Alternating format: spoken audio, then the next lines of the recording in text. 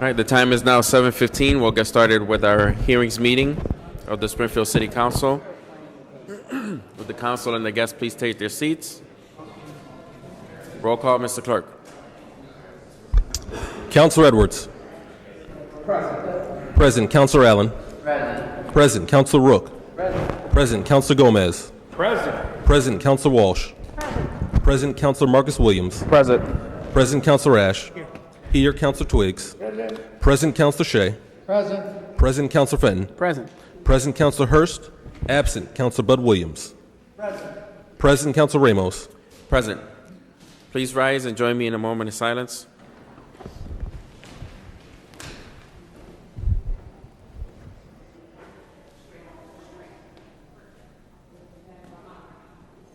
Please remain standing for the Pledge of Allegiance. Pledge allegiance To the flag of the United States of America and to the republic for which it stands, one nation, under God, indivisible, with liberty and justice for all. We are also joined this evening by Councilor-elect Jesse Letterman. Item number 1, Mr. Clerk.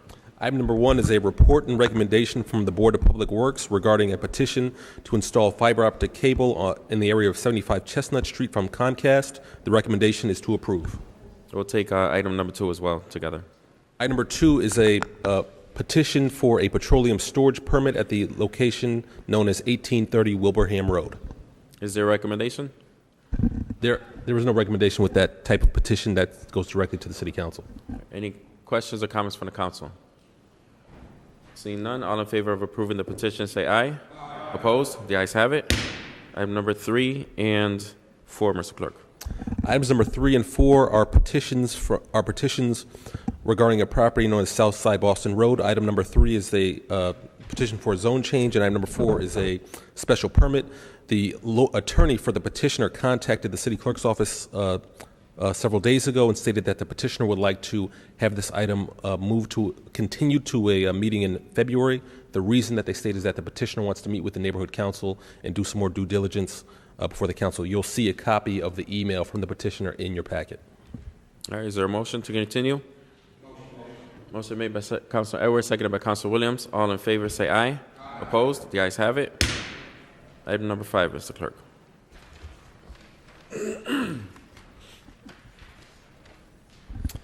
Item number 5 is a special permit involving the exterior renovation and new construction at the property known as 600 Belmont Avenue. This item was before the council in its October meeting and was continued, I believe, at the on the motion of Councilor Shea. Is there anyone here for item number 5, 600 Belmont Avenue? Yes. Right. Please come to the microphone. This is a hearing of the Springfield City Council. I will now open the public hearing. The petitioner will be given 20 minutes to present to the council. You can use up to 20 minutes. Then I will give 20 minutes to the opposition to speak and address the council. At the conclusion of that, I will give each side a 5-minute rebuttal. I will leave the hearing open for questions of the petitioner or the opposition. I will then close the public hearing and we'll continue for motions, amendments, or final comments. Name and address for the record, please. Yeah, my name is Johnny Hatchett. The name of my company is J-Hat Construction and Development Corporation. My address is 644 Boston Road. The property that I'm here for is 600 Belmont Avenue. We went through the Civic Association for a special permit to change the facade and to put an addition on the back of the building. They're fixing the building for rental property, retail stores, and that's why we're here, to get approval from you guys to continue on with our work. Is there anything else you would like to tell the council? No, nothing other than I'm the best at what I do. So I like to get the neighborhood looking pretty good. Is there anyone else who would like to speak in favor? Please step forward. Say again, if there's anyone who would like to speak in favor, please step forward. State your name and address for the record.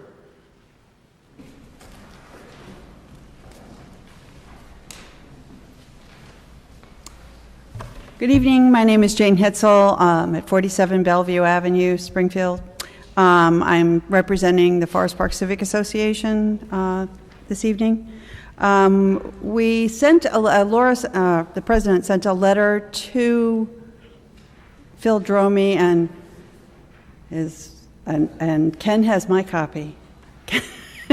So I will read it from my phone.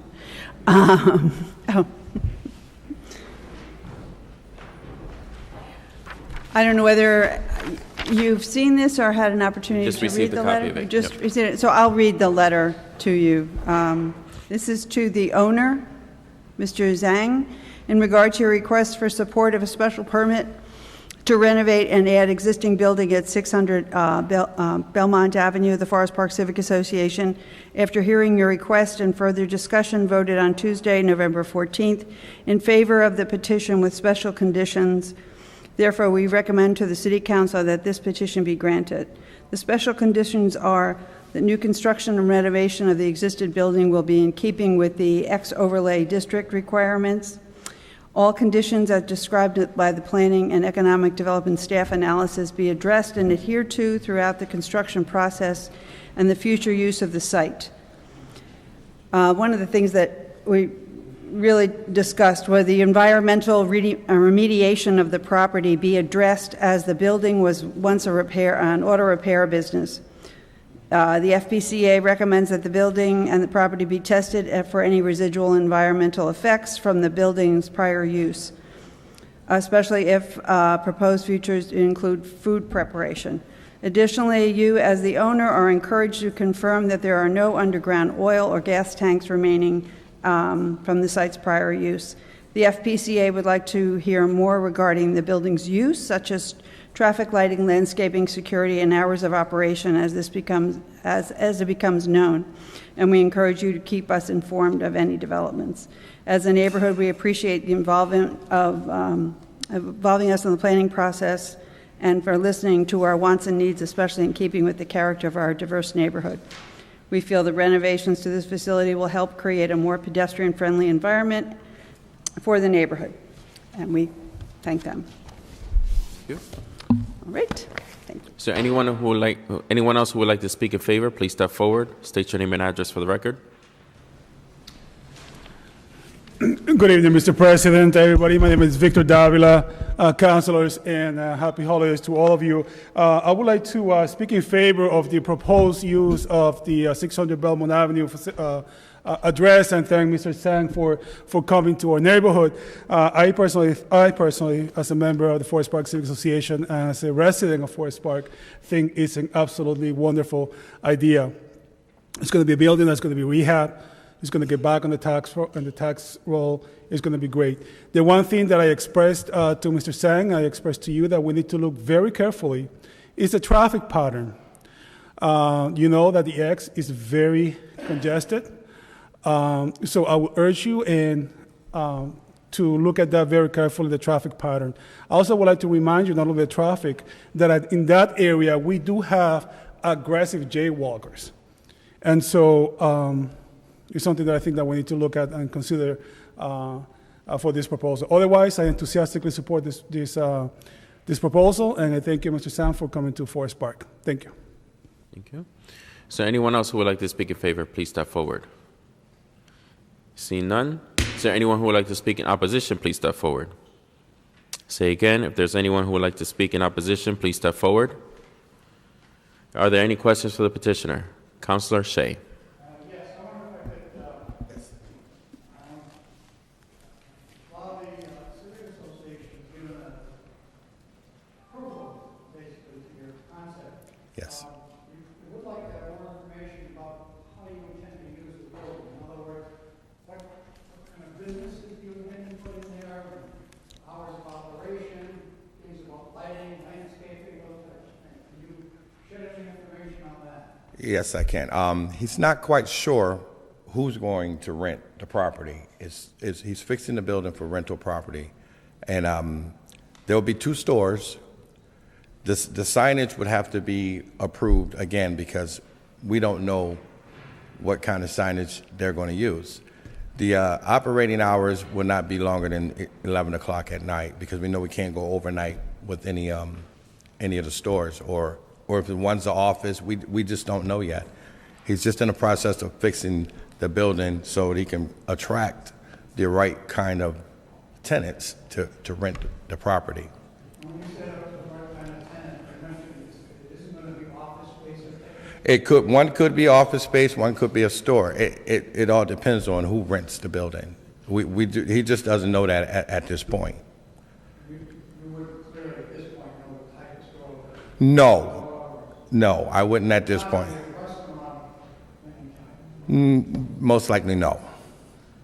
The other concern that we have, and maybe I still one of the concerns that the neighborhood has is that this is one time, I think, been a auto repair business. And I don't, when you bought the building, what you have to do? Yes, he did. Yes, that's all been done. You did? That's all been done. Okay. So maybe, I don't know who would have that in, what was the 20 report? He would have the information for the environmental test, Leo, when they tested the grounds. Oh, yeah. Yeah, he would have the paperwork for that. That's all been done. That's all been. I'd have to defer. That isn't something that comes through my department. That would be dealt at the state through the DEP, I believe. That paperwork, would you be able to provide that to the council? Leo, you can get the paperwork, right? For the environmental test that they did inside? Yeah. Yes, he could get the paperwork for you. There would be a concern of ours is that if there have been issues with environmental, and then you put a business in there, especially if it was a food or a store. Yes. You'd also like to make sure the property was cleaned up properly. Yes. Did you get financing when you bought the property? Leo, did you get financing when you bought the property? I'd ask that only because if you've got any report, you probably would have. Yes. Yeah, because the floor has already been taken up. And they did the test. That's how I know. He told me because that took him some time to get done. If you could, at some point, provide those reports. Yes, I will make sure they get to you. Yes. Based on that information, what you're telling us, you would like to get more information as to how the project's going to be landscaped, lighting, et cetera. But irrespective of that, I would give a tentative approval to this, provided that we, the last stage, you come back and provide any environmental reports and some more specific plans before the final step is given. Yes. Not a problem. Yes, I will do that. Thank you. Councilor Edwards. I'm just a little confused because generally, I think this is great to see. I'm familiar with the site. I think that I'm in favor of it being developed. But when we do a special permit, shouldn't we know what the use of the building is? I mean, the thing is isn't it not kind of premature? What he needs to do in terms of in doing the work, he has the approvals to do, or that's what he's seeking tonight, is the approval to invest in fixing the building up so that it could be rented to a potential use. Correct. And then when he has a potential tenant, wouldn't it be the tenant who would then come and ask for the permit depending on the use? No, the special permit is not for the use. The special permit is for the exterior renovations that are being done to the building. Okay. In the overlay district of the X, if you're doing over a certain percentage of either exterior renovations, demolition, that triggers the need for the special permit. So it's not the use. So it's zone business, so a retail use could go in there today if it didn't happen to be in the X. So he needs a permit because of the overlay He needs a permit district. to even start the work to renovate the building. That's what he's. Okay, that's what makes That's it what he's here uncommon for to the today. rest of the city. And I have had a number of discussions with the owner about the possible uses, and my main concern was that there'd be enough, make sure that there was enough parking. There appears to be, in my calculations, for a retail. He has mentioned, he has a family that's currently out of the country that he's talking about bringing over, so he's not quite sure what the ultimate end use will be, but he is required to get the special permit even to move forward with the work itself. Okay.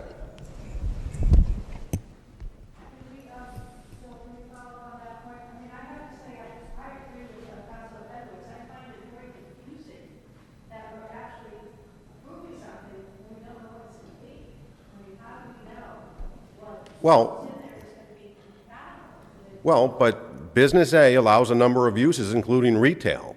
So this particular renovation of this building would trigger no permits whatsoever if it was just a retail use that didn't happen to be in the X overlay district. So if he wants to sell cars or do automotive, that's a whole nother ballgame. He would have to come back in and get a special permit for that. But right now, the business is zoned Business A. It allows restaurants, it allows retails, all by right, with no special permit whatsoever from the city council. The only thing that's triggering the special permit here is the renovations to the exterior of the building. That's it. And the renovation wouldn't have to match whatever business Well, no, goes into but it? he has submitted plans showing what the renovation will look like, and we are approving that. He still ultimately has to come back in and get signed permits, but the exterior renovation of the building is what we were originally concerned about, and he's provided plans that are satisfactory to planning as well as the neighborhood that what he's proposing to do would be appropriate for that particular location. The use, again, I defer back to zoning that allows retail uses at the X. And again, if this was just a building that he was doing no exterior renovations to, he could move a retail use in there tomorrow with nothing. All right, so we're approving renovating the building for some soon-to-be disclosed Correct. compatible use for Correct. the X neighborhood. If it happens to be a use that triggers another special permit, they would have to come back, but I don't Does believe he- that's the case. After the building is renovated, I mean, what is the safeguard for whatever goes in there? Does the petitioner have to come back to the council for the use of the building? No. No. If it's, assuming it's not a use that triggers a special permit. If he wants to do a retail use there, he could open the retail use.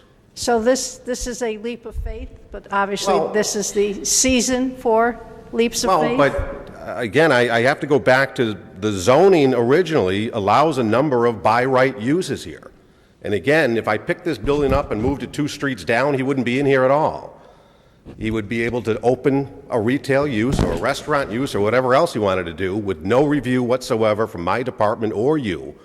This happens to be in the overlay district. He's doing a number of renovations to the exterior, and that's what he needs the special permit for. We're not looking at the particular uses. Unlike next door, which was the Dunkin' Donuts, not only did we have to approve the renovations and the building of that, they were also triggering a special permit for the drive-through window. Right. But any other building in the X, if they're doing exterior renovations over, I think it's 1,000 square feet, we don't particularly look at the use. We look at the, because the zoning gives protections. He can't open an auto body shop there. It's not allowed. He can't, I don't even think, without an accessory use, he couldn't sell cars. So there are some underlying protections from the Business A zoning, but he would not have to come back to you or to me when he rents out the use. So if it's a store, he would have to go to the building department and get a certificate of occupancy, but other than that, and a sign permit, but other than that, it's the renovation work that you guys are approving tonight, not technically the uses. Well, certainly a different way of doing things. Is it possible to call back a member of the Forest Park Civic Association?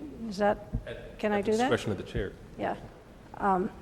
There's a Mr. question President, for, I would like to ask one of the members of the representing the Forest Park Sure. Civic Association a question. Jane? Yes. If you'd like to come to the podium. I mean, thinking back to all the times the Forest Park Civic Association has come down and some of the battles we've had, I'm just really kind of surprised. And I'm wondering what the thinking was. I was not at that meeting. But you obviously have a lot of faith in what's going on to approve it without knowing what the use is? We've met with the owner and the contractor 3-4 times. And basically, I think we understood that, and we did question what the use would be, but knowing that there are certain things that can't put in there. And what he was going to do initially, he was trying to put in, he was going to extend the ends and put in, I think, 1 or more uses, but that got shrunk. And now it's 2 possibilities of 2 small businesses. And that is fine. from the way I look at it, it's like somebody building a house on spec. He's renovating this building basically on spec, and,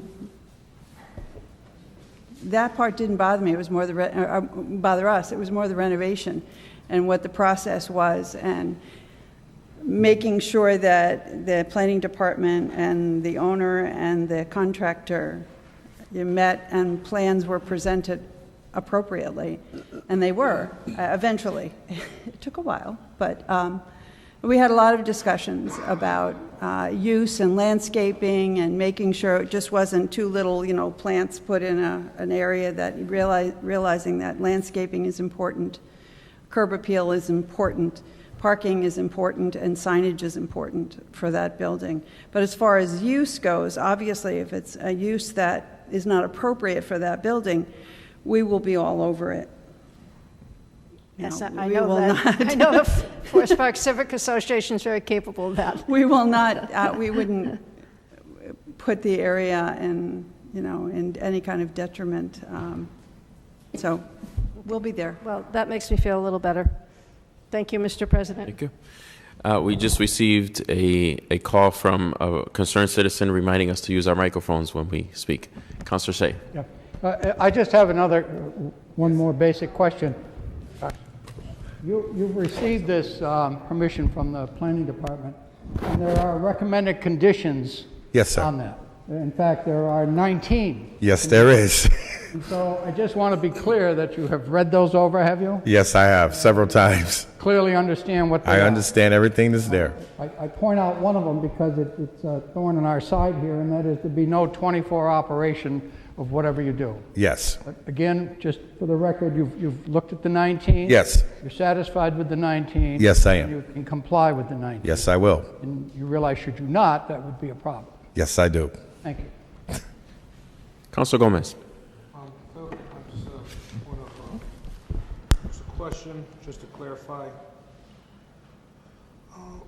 Excuse me. So, is there any other district other than the X that would trigger a special permit when it comes to developing any type of property in the city? Not currently. So the only place where this would trigger when developing a certain property would be at the X at that overlay? Well, let me take that back. There's urban renewal plans, such as the Wasson North, which does have design controls. It doesn't come to you guys. It would go to the Springfield Redevelopment Authority. But as far as zoning goes, the X overlay district is the only neighborhood commercial district we currently have in place. We've talked about other areas, but as of today, the X is the only place that triggers the special permit for these uses. So the benefit of that is that we know that only at the X, when it comes to developing property, it requires a special permit. So Correct. you are currently not the owner. But No. You are the developer, and this gentleman right here is saying. Yes. Yes, sir. So you are the one seeking the special permit, so you can do your part. So I can start back to work. Yes, sir. Right, so your part of the job is not making sure what goes in or out of that building, that is Mr. Zhang's. Yes, it is. All right, so anybody that was to rent from Mr. Zhang, if it came to signage or any of that, those issues that the councilors were talking about, would have to come in for that kind of special permit, or any change to the building, because what I'm trying to understand is we're going, if we approve this special permit, that on the conditions, there's no 24 hours, well, what if certain person wanted to be a tenant there? They would have to abide by Oh, absolutely. permits that he rents to. Correct. All right, and then if that, whoever wanted to be the tenant wanted to come in, could they change? They would have to come, if any condition was to be changed, it would have to come back here for your approval. Right, all right. You guys are the only ones that can amend special I permits. just wanted to clarify that so Yep. all of us Yep. understand. All right, thank you. Any final questions for the petitioner? Before I close the public hearing, are there any final questions for the petitioner?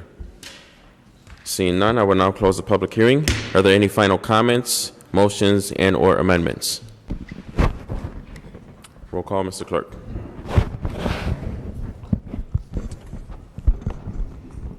On approving the special petition, Councilor Edwards. Yes. Yes, Councilor Allen. Yes. Yes, Councilor Rook. Yes. Yes, Councilor Gomez. Yes. Yes, Counselor Walsh. Yes. Yes, Counselor Marcus Williams. Yes. Yes, Counselor Ash. Yes. Yes, Counselor Twiggs. Yes, Counselor Shea. Yes. Yes, Counselor Fenton. Yes. Yes, Counselor Hurst absent. Counselor Bud Williams. Yes, Counselor Ramos. Yes, more than sufficient. Special permit is approved. Councilor Edwards on the reasons.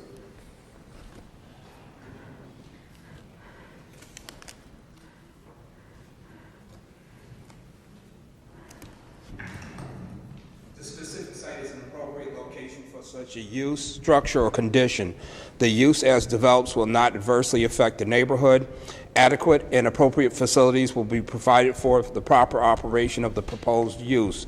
To incorporate the planning staff analysis into the decision at as the basis of the findings.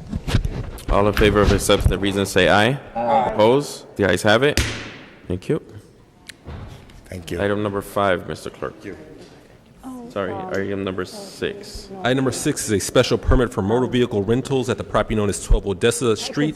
This item was before the council on its October hearings meeting, where it was continued.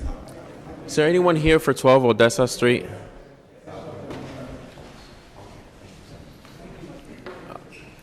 Sir, before I open the public hearing, we've received correspondence from the Indian Orchard Neighborhood Council asking that you meet with them. Have you done that?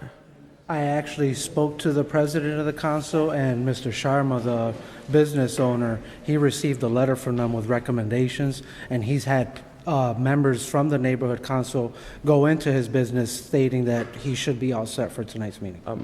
Is Phil here? Phil? So I just want to make sure that we have. This was recent. This is more recent. Phil, do you know whether or not they've met with the neighborhood council recently? Because the request came in recent that they would want. I don't. I'm not aware of when the petitioner met with the neighborhood council, so I apologize. I'm okay. Councilors, there's a request from the Indian Orchard Neighborhood Council to continue this matter in order to meet with the petitioner. They have concerns as far as the condition of the property. Would anyone like to make a motion to continue? So moved. Second. Motion made by Councilor Wall, seconded by Councilor Fenton. All in favor of continuance, say aye. Aye. Opposed? The ayes have it. So I would recommend that you contact the president of the Indian Orchard Council, meet with them, and we'll put it on the agenda for the next hearings meeting. Okay, thank you. Thank you. Next item, Mr. Clerk. Item number 7 is a special permit for the alteration of a non-conforming structure at the property known as 122 Chestnut Street. This is also in conjunction with item number 8, which is a special permit for the installation of a wall sign at 122 Chestnut Street. All right, if there's no objection, we'll take both at the same time. Is there anyone here for 122 Chestnut Street? You have 20 minutes to present to the council, 20 minutes to the opposition, 5-minute rebuttal. State your name and address for the record, please. My name is Joseph Matty. I'm an architect. My address is 25 Guy Manners Road in Shelburne, Massachusetts. We are here for a special permit for the addition of 15 units. Actually, it's the renovation of several units and an additional few units to come up to a total of 15 units in the lower floor of this building that used to be the YMCA in in Springfield, sorry. We have provided the council with drawings of what we intend to do. Just as a concept, it is on the lower 2 floors of the building. We are taking some townhouse units and splitting them and taking some of the existing space that was the old swimming pool, the old recreational spaces, the weight room, and turning those into units. We're extending what is a central court within the building down to the lower floor so that there is windows into the court on some of the units. On the exterior, as you know, there is some signage to be applied and some canopies, and we are taking only, as far as the 15 units are concerned, and cutting 2 holes in the building to add 2 windows to the entire facade. That's sort of it in a nutshell. All right. Is there anyone else who would like to speak in favor? Please step forward, state your name and address for the record. My name is Tom Greco. I'm a director of the Silver Brick Group, 307 West 38th Street, New York, New York. I'm one of the directors of Silver Brick. As you know, we also own Silver Brick Lofts on Main Street and Taylor Street. For the signage, our signage will mimic exactly what we did on Taylor and Main and on Worthington and Main. They're not lit signs. We did go before Historic less than a month ago, and we did get the signs approved and the canopies approved that we presented at that time. These units, the renovation that we're going to be doing is within the existing building. Like Joe mentioned, the only thing that we are cutting in is 2 windows on Hillman Street. We did get those approved also during the Historic Commission last month. So we're not extending the footprint of the building at all. It's all within the building, and we'll meet all our zoning and everything for parking, because we are looking for a special permit on parking. Of our parking garage that we have 102 spaces, of which our tenants now are only using 32. And I believe the letter from Aaron Papowitz, the founding partner of Silver Brick, mentioned also that there is public parking within 300 feet. There are a couple of parking lots very local. Is there anyone else who would like to speak in favor? Please step forward, state your name and address for the record. Say again, is there anyone else who would like to speak in favor? Please step forward. Seeing none, is there anyone who would like to speak in opposition? Please step forward. Any questions for the petitioner? Councilor Fenton. Thank you, Mr. President. Can you give us an idea of what the cost of these renovations will be? Cost of the renovations? Yeah. Right now I have a budget of a little under $1 million. Okay, and that includes eliminating some of these penthouse units and exchanging them for, is it single unit occupancy? They're presently townhouses. They're probably 1,900 square foot townhouses. And with what we've been finding with filling up Silver Brick Lofts, and we're about to enter a little bit of a waiting list, which is kind of nice. We're not finding anything that large being usable. And some of those are empty now that we're going to go in and split 4 of them. So there'll be 2 market rate, anywhere from 600 to 700 square foot units. So it's only 4 of them that we are splitting of the 9 townhouses that are presently in the building. So of the 114 units, how many are market rate? They'll all be market rate. Okay. Thinking for a moment here, Phil. There's no restriction on them being market rate in the permission. I'd have greater concern over this if all of the units weren't being market rate in light of the added use that's being introduced into the situation, particularly given the parking constraints. Is there opposition from the applicant to us putting a restriction on the units being market rate? In what manner? As a condition to the special permit?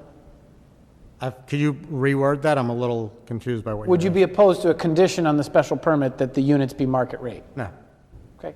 I thought you said they all were market rate. He did, but there isn't a condition on the special permit that stipulates that I could read at least. So I'd like to make a motion that we insert a condition number 9 that all 114 units be market rate. Motion made by Councilor Fenton, seconded by Councilor Ash. All in favor say aye. Aye. Opposed? The ayes have it. Okay, and then since we've combined these hearings, I do have a question about, 2 questions. The first is, the parking spaces that you referenced, 102 parking spaces, it doesn't appear, at least based on what I was able to pull up from city resources, that parking garage that's adjacent, that has information regarding the current owner, 122 Chestnut LLC, it doesn't appear that that's owned by the same property owner. We have a ground lease The 122 Chestnut, we're 3 Chestnut LLC, the new owner. Yeah. 122 Chestnut has a ground lease for 146 spaces, of which 40 of them are for the tower behind it. but We have a ground lease for it. And so there's, did I hear you say 140 some odd? 146, 102 or 4 solely for 122 Chestnut's use. Oh, okay. How long is that ground lease for? It's another 18 years, I believe, and we're trying to extend it. We're in negotiations with the owner to extend it in perpetuity. Actually. Okay, thank you very much. Final question, and this is with respect to signage. Your signage plan is fine. I don't have any objections to it on the structure.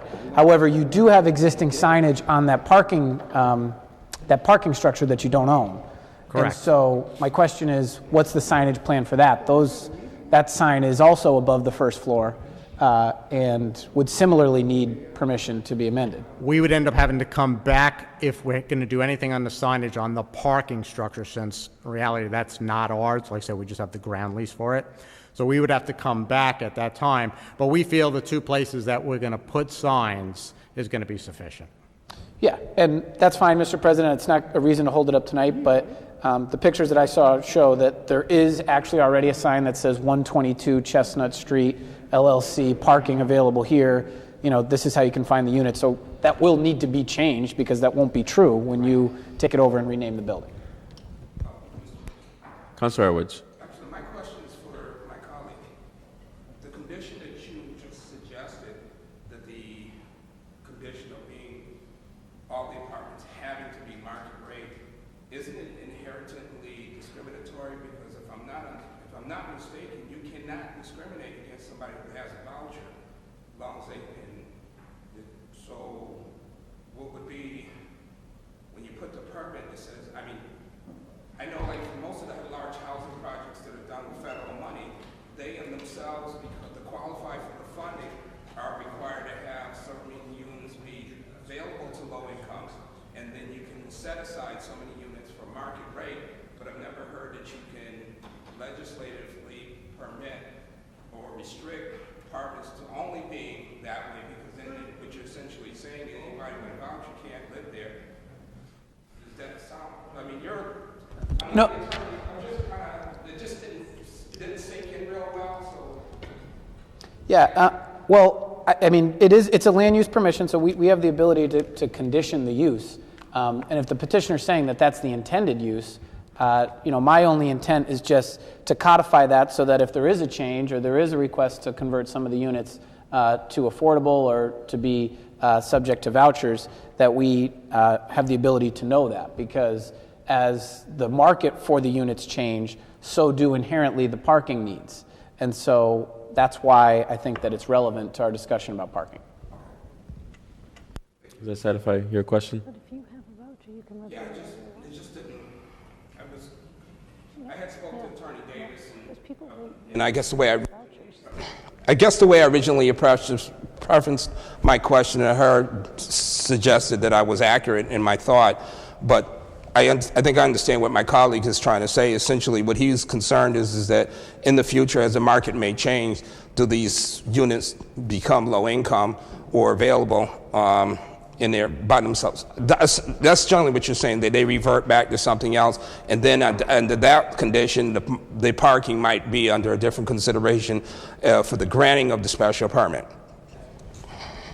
Councilor Williams. Thank you, Mr. President. Just speaking to Councilor Edwards' point, that kind of rang a bell with me as well, just having experience working in housing development. And if someone does state that they do have a Section 8 voucher, and whether it be because of a natural disaster or whatever, if they're placed somewhere with a Section 8 voucher, then you cannot say to that individual or that family that we cannot house you.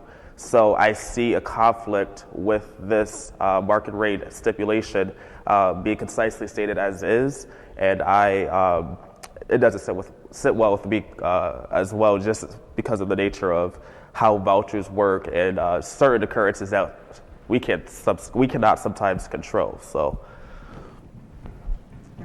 Councilor Twiggs. For the record, private funding of housing development, the owner may choose whatever means it wishes. If he only want to rent to private owners without voucher, he can do so.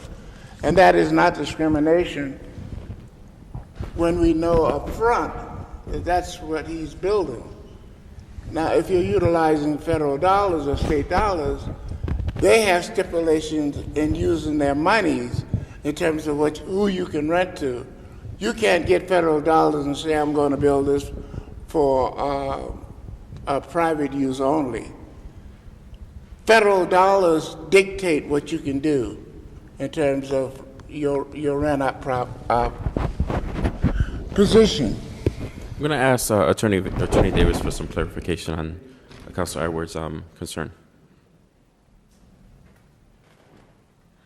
While Councilor Williams and Councilor Edwards are correct that it is illegal to discriminate on someone based on them having a Section 8 housing voucher, typically what market rate housing means is that they're not restricted by the affordable housing laws.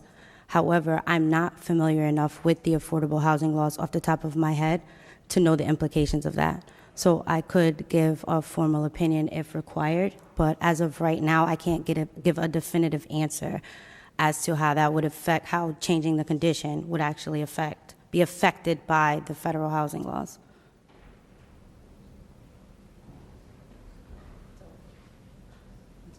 My opinion would be to maybe continue until we can get a formal answer from the law department, if possible.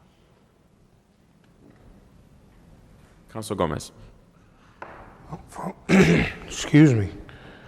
From your knowledge, what is the type of rental property that you guys acquired? Like, what are the type of units that are in there now? How are they rented out? From 122 Chestnut? What kind of individuals live in the building? Do you guys take Section 8 or? In all our properties. In all your properties, right? All our properties, from Baltimore to New Jersey to East Hartford to even on Taylor Street. We have. Are any of these properties under MRVP contract?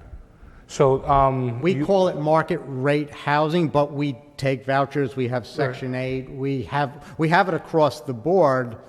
But our terminology, and I think even the city, is called market rate housing.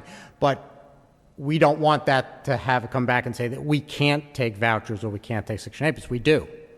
All right. So it's just a stipulation that you guys are market rate. So still needs to meet the criteria. The criteria. Right. No, and the voucher system does meet the criteria, actually. No, I just, what I'm trying to get at is, the reason why I ask you that is because while people move out, which I represent that district, I just don't want the individuals that, live there already to it turn into kind of what's been thrown around a lot lately, and that's gentrification.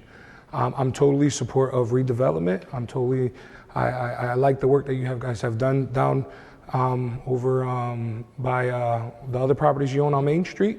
You guys done a fantastic job, and I'm really excited that you guys have a relationship still with the Chestnut Towers, which they're named something else. I can't really name it, but just to secure your parking, because I do have constituents with a lot of issues when it comes to parking in that area. As long as those people that move into there have parking, that they're not going to, fall short parking on the street and not be able to have that availability.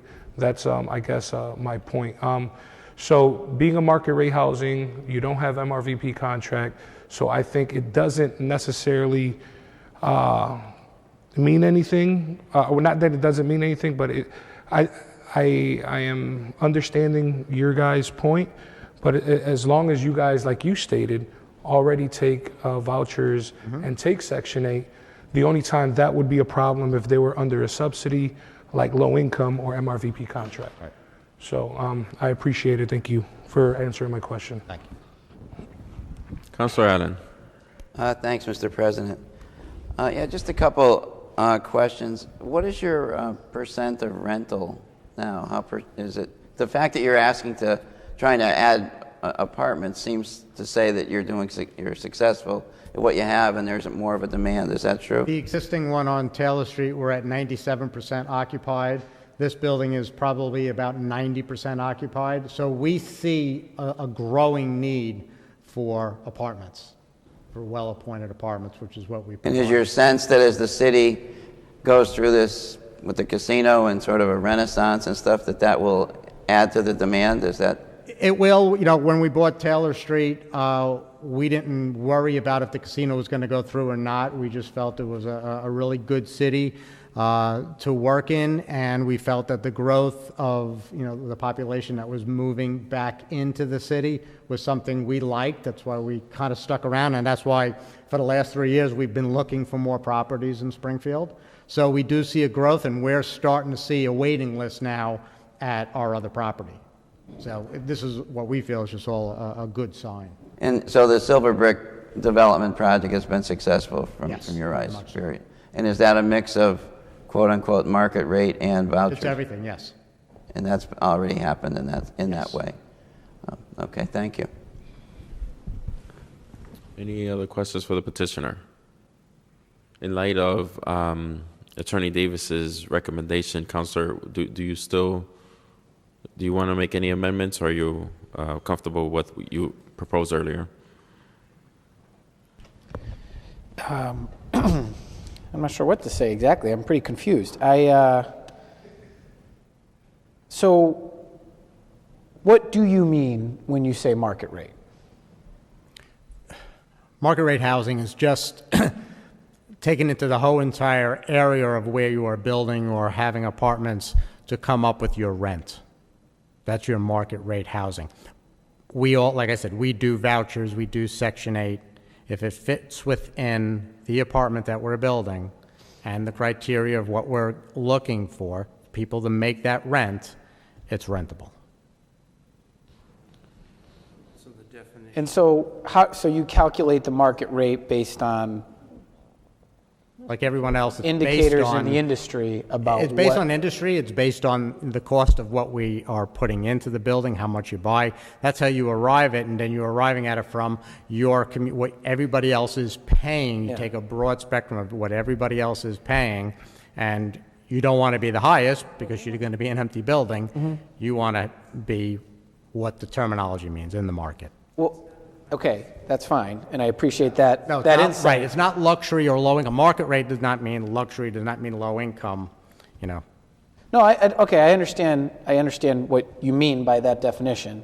I would just submit that by that standard, there is no such thing as non-market rate. I mean, by that standard, everything is market rate. Any rent is what's calculated based on what you can get, and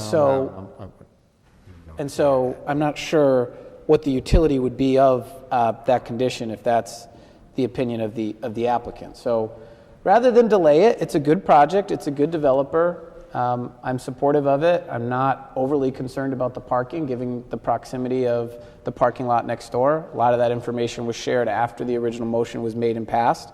So rather than delay it and have Attorney Davis spend some time researching an issue that's probably beyond our pay grade in this room, I would suggest that I make a motion to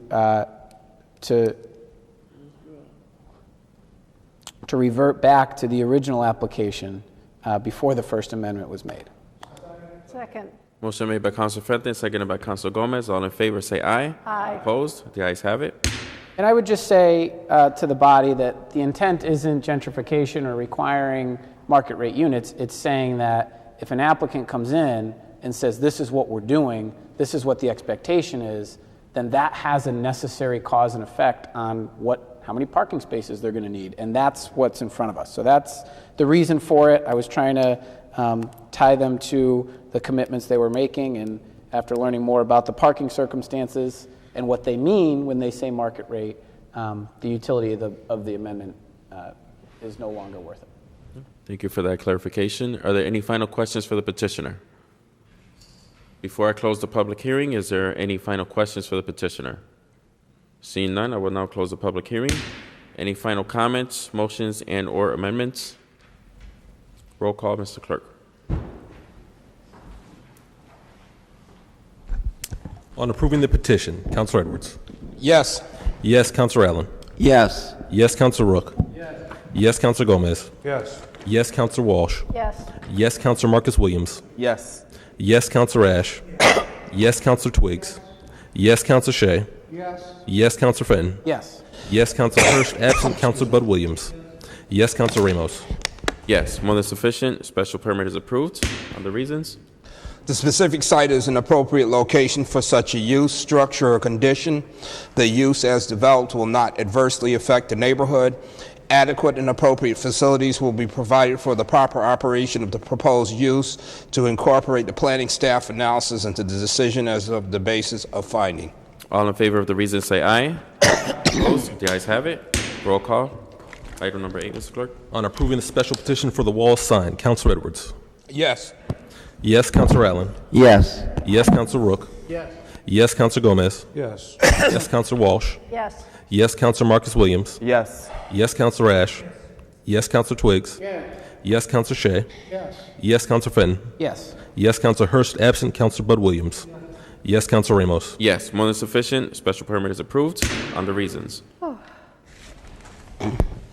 The specific site is an appropriate location for such a use, structure, or condition. The use as developed will not adversely affect the neighborhood. Adequate and appropriate facilities will be provided for the proper operation of the proposed use to incorporate the planning staff analysis into the decision as the basis of finding. All in favor of the reasons say aye. Aye. The ayes have it. Thank you. Thank you very much. Item number 9 is an application for a special permit to operate an indoor place of amusement at the property known as 380 Cooley Street. All right, if there's anyone here for 380 Cooley Street, please step forward, state your name and address for the record. Good evening. My name is Earl Stallings, 22 Middle Road, Enfield, Connecticut. Ronka Stallings, 22 Middle Road, Enfield, Connecticut. Mr. President, I find it hard to hear. Earl Stallings, 22 Middle Road, Enfield, Connecticut. Ronka Stallings, 22 Middle Road, Enfield, Connecticut. You're welcome. Oh, what could you tell us about the your petition? All right, so Love to Play is a franchise that's based out of Arizona, and we are, I guess, their first New England and really northeastern franchisee.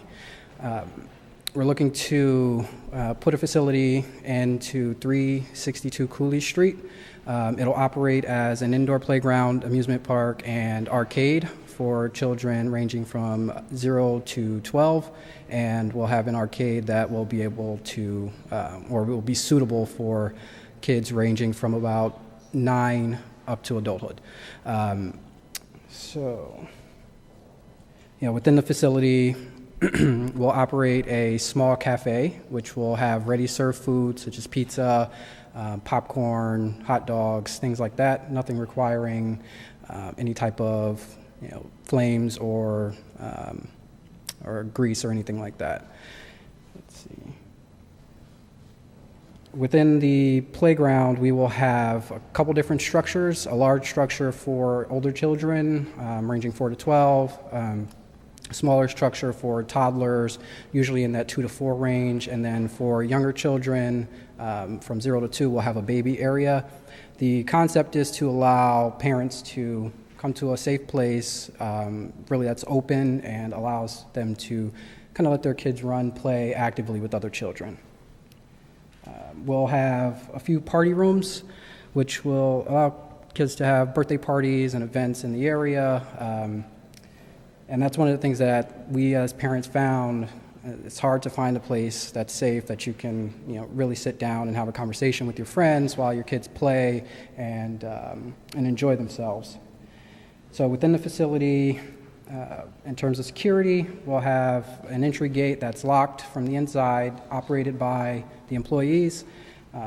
The gate would be triggered by the employees, but in order to keep the place safe and keep the kids inside, we have wristbands that are coded and matched to each other. So a parent comes in with, let's say, 3 children, all the wristbands will match, and the children will only be able to leave with the matching wristband of the parent. We plan to employ approximately 10 to 15 employees part-time and full-time. And what that does is that allows us to make sure the facility is always clean and safe. We always have eyes on everyone in the facility. We'll also have a janitorial staff that will keep the place sanitary, make sure no germs are spread, and everyone leaves happy. Let's see. After speaking with Walter with the association, the Civic Outer Belt Association, we want to make sure that we are really a contributor to the community, and we want to make sure that we're talking with the schools, different associations and different nonprofits to make sure that they get the best benefit from the facility. So with that, I think I'll open it up for questions if you have. Is there anyone else who would like to speak in favor? Please step forward, state your name and address for the record. Good evening. Walter Gould, 1336 Allen Street, Springfield, President of the Outer Belt Civic Association. Starlings came to us on November 14th to present their plan to us. The hours you're voting on tonight were different than the hours we had voted on back in November. They added an hour, or the company that they are representing added an hour to Friday and Saturday and Sunday. So instead of 9 to 9 Monday through Saturday, it's going to be 9 to 10, or I'm sorry, 9 to 9 Monday through Thursday, Friday and Saturday 9 to 10, and Sunday to 7, where originally we were told 6. After meeting with talking to the board members this afternoon, everybody agreed that that's not a problem. We're only extending an hour on each end. It's not a big deal, so we appreciate them being honest with us. We also had concerns about a criminal background check to make sure that anybody being hired is being looked into to make sure that we are dealing with children here. And we read the papers every day, and no offense to them. And I don't know if that could be put into the conditions somehow, that that would be part of the process, that a criminal background check should be done, if it's possible. If you can't, that's fine. We understand that. All right. Other than that, we support it and wish the best of luck. And I also want to bring greetings to the association, wish you a happy holiday season, and congratulate those who have been reelected to the council, and wish Mr. Rook and Councilor Bud Williams the best in the future. Thank you. Thank you. Is there anyone else who would like to speak in favor? Please step forward, state your name and address for the record. Say again, is there anyone who would like to speak in favor? Please step forward. Seeing none, is there anyone who would like to speak in opposition? Please step forward. One more time, is there anyone who would like to speak in opposition? Please step forward. Seeing none, any final questions for the petitioner? Councilor Walsh. Yes, thank you, Mr. President, and thank you, Walter. That was very nice to hear that you are supporting this, because when you first hear it, there certainly are a lot of questions that go through my mind, and one of them is children. I mean, what kind of security is there going to be? You're talking about having young children there. Mm-hmm. So outside of the gate system that has worked at multiple facilities that we've visited, where you come in with a parent, you sign your waivers, and you have a wristband that matches each individual child that you're with. Outside of that, we will have staff that are throughout the facility to make sure that parents, if they lose their child inside, they can find them. But our concept is open play, and within that concept is the parents have the ability to kind of scope out and find their children wherever they are. The play area is almost completely open. Within the actual climbing structures, everything is netted, so you can see through all the nets. So if you're looking up, down, left, right, you should essentially be able to find your child in there. So do children have to come with a parent? Is that a requirement? Certain age, obviously for certain ages. So that is a good question. We make sure that anyone under the age, I believe it's 18, has to come with an adult. The adult has to sign their waiver, and they have to monitor the children while they're in the facility. And that was obviously a good point that Walter brought up about people who would be employed there who would have access to children. Yes. So we plan to do criminal background checks on every employee, and we're working with, right now it's ADP, but we're not sure if that'll be the final kind of provider of that type of service. But we do plan on doing a background screening on every employee. How many employees do you plan on having? It'll range from 10 to 15. I'm assuming right now it'll be on the lower end, closer to 10, and as we expand and we see the volume, we'll expand upwards. So what would be the ratio of an employee to children? I would especially be concerned about younger children who very often, even if they're with an adult, are on their own. Yep. So unsupervised. The safe play concept, and the ratio, we plan to have probably around 5 or so on staff at all times, full-time, part-time. It'll range depending on the day. So Saturday obviously will be more. Monday, morning, it'll be less. But we plan to have staff that's adequate for the volume of people that we have there. On the side of making sure that the kids are safe and are playing well within the facility, the majority of the flooring in the facility will be coated with, it's like the foam tile coverings, which prevents them, if you have, let's say, tile or some type of concrete or epoxy, kids fall on that, they will get hurt, but our facility, the majority of it will be filled and covered with a foam material. I believe you said this was a franchise? It is a franchise. We're also, and the name of it is Love to Play? Yep. Are Love there to any Play. any in this area, or where is another business like this? No, we're the first one in the Northeast, really. You can look for it online. You'll find a couple out there. So Arizona, they have a couple in Texas, Virginia, Canada, California, and they're opening up quite a few in the next couple of months. And how did you become aware of this business? Have you gone to these other businesses and see how they operate? Well, we've gone to facilities in the area that, and we go there quite frequently. We have 3 children, so we're always trying to find something that's cost efficient for us to do.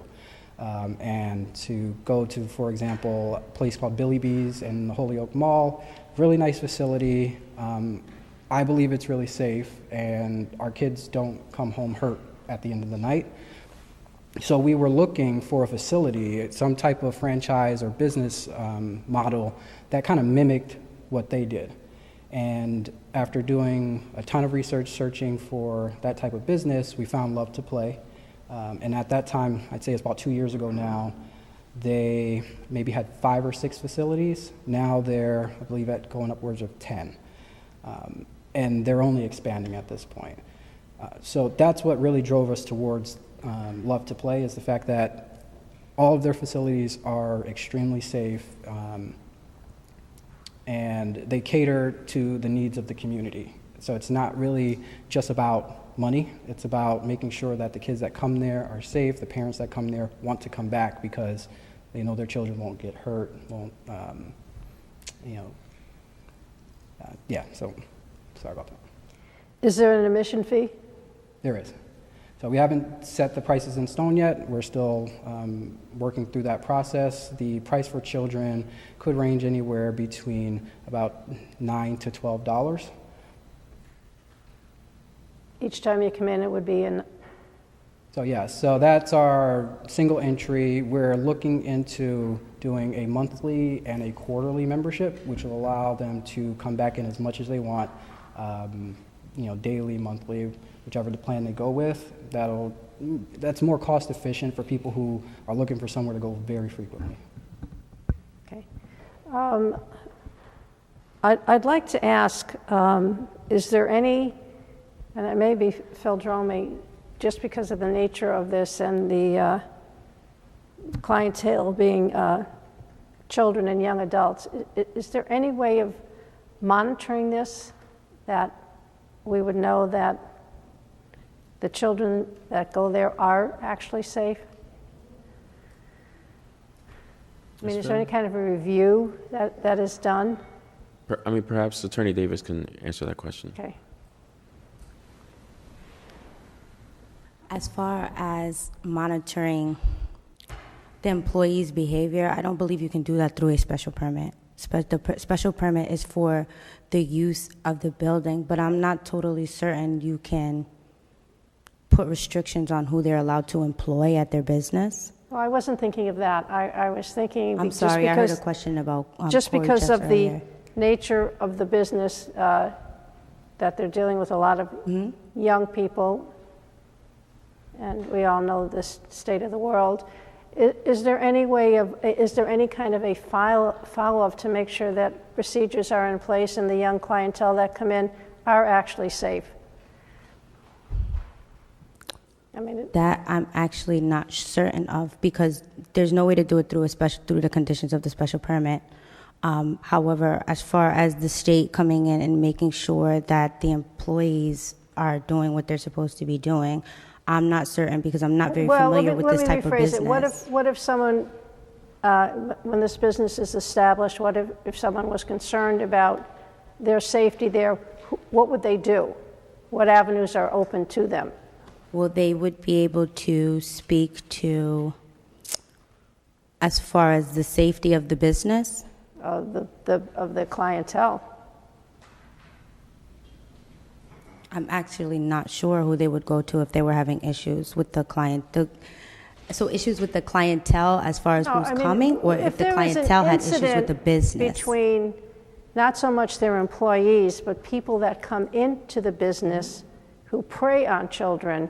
I mean, where do they go? I mean, I just have concerns about it. It just strikes me that way.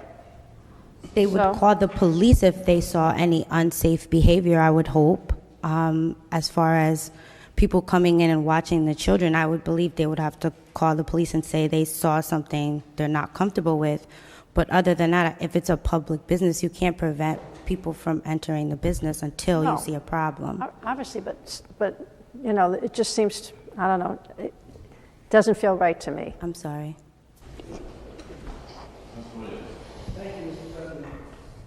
Thank you. First of all, thank you, sir, for investing, for being an entrepreneur spirit. And to my dear friend Walter, you and Mary Dion have been tremendous for the Outer Belt, whether it was Texas Roadhouse or CVS or McDonald's or Dunkin' Donut. We know you do your homework. And so based upon your recommendation, I'll go along with that. I understand what you're trying to say, Council Walsh, but we just done bounce houses down here. We've done one up in East Springfield. We've done one down in North End. I mean, kids are going to come in. I do share your concern, but I don't think there's any way we can, make the adjustments to put that part of a special permit. I think that'd be out of bounds for us. So I plan to vote for this. Good luck to you. Good-looking couple. Entrepreneurship in this country is alive and well, and appreciate it. And Walter, always liked your spirit. Happy holidays to you and yours, and give Mary Dion my best too. Thank you. Councilor Gomez. Thank you. Can I speak to Phil? Phil, just a question. I too am a father of 3, and I've been to Billy B's, and Billy B's is cool, and I appreciate minorities coming in and becoming business owners. I think this is fantastic. And I know and I feel that, you guys being parents and being a family business, I have, when you take chances, especially with new companies like this, it's a chance that you're taking for your family and also for Outer Belt. And I feel like it's a great asset. But the question I have, just so I want to make sure that, my colleague feels comfortable. Is it wrong of us to put a condition that the facility is going to be under, some kind of camera system, like 24 hours? That's a good idea. Yeah, so we definitely plan on having a full-scale security system. So you don't mind if I was to just add a condition of making sure that the whole facility was under some kind of a, camera system or something like that? Is that all right if we can put that? Wouldn't be a problem. So I would like to make a motion to add condition number 6 to make sure that there's some kind of a surveillance for on behalf for public safety, just so we can make sure that some individuals going into your place are feeling confident and comfortable that you're doing the best that you can for our community. So I just want to make sure that, you know, you guys get this place up and running, and I want to congratulate you guys. Hopefully after this this vote. All right? Thank Motion you. made by Council Gomez. Is there a second? On the condition, Mayor, Mr. President. Council Edwards? I understand and appreciate what my colleague was suggesting, but what's the difference between this and Chuck E. Cheese? Chuck E. Cheese has cameras too.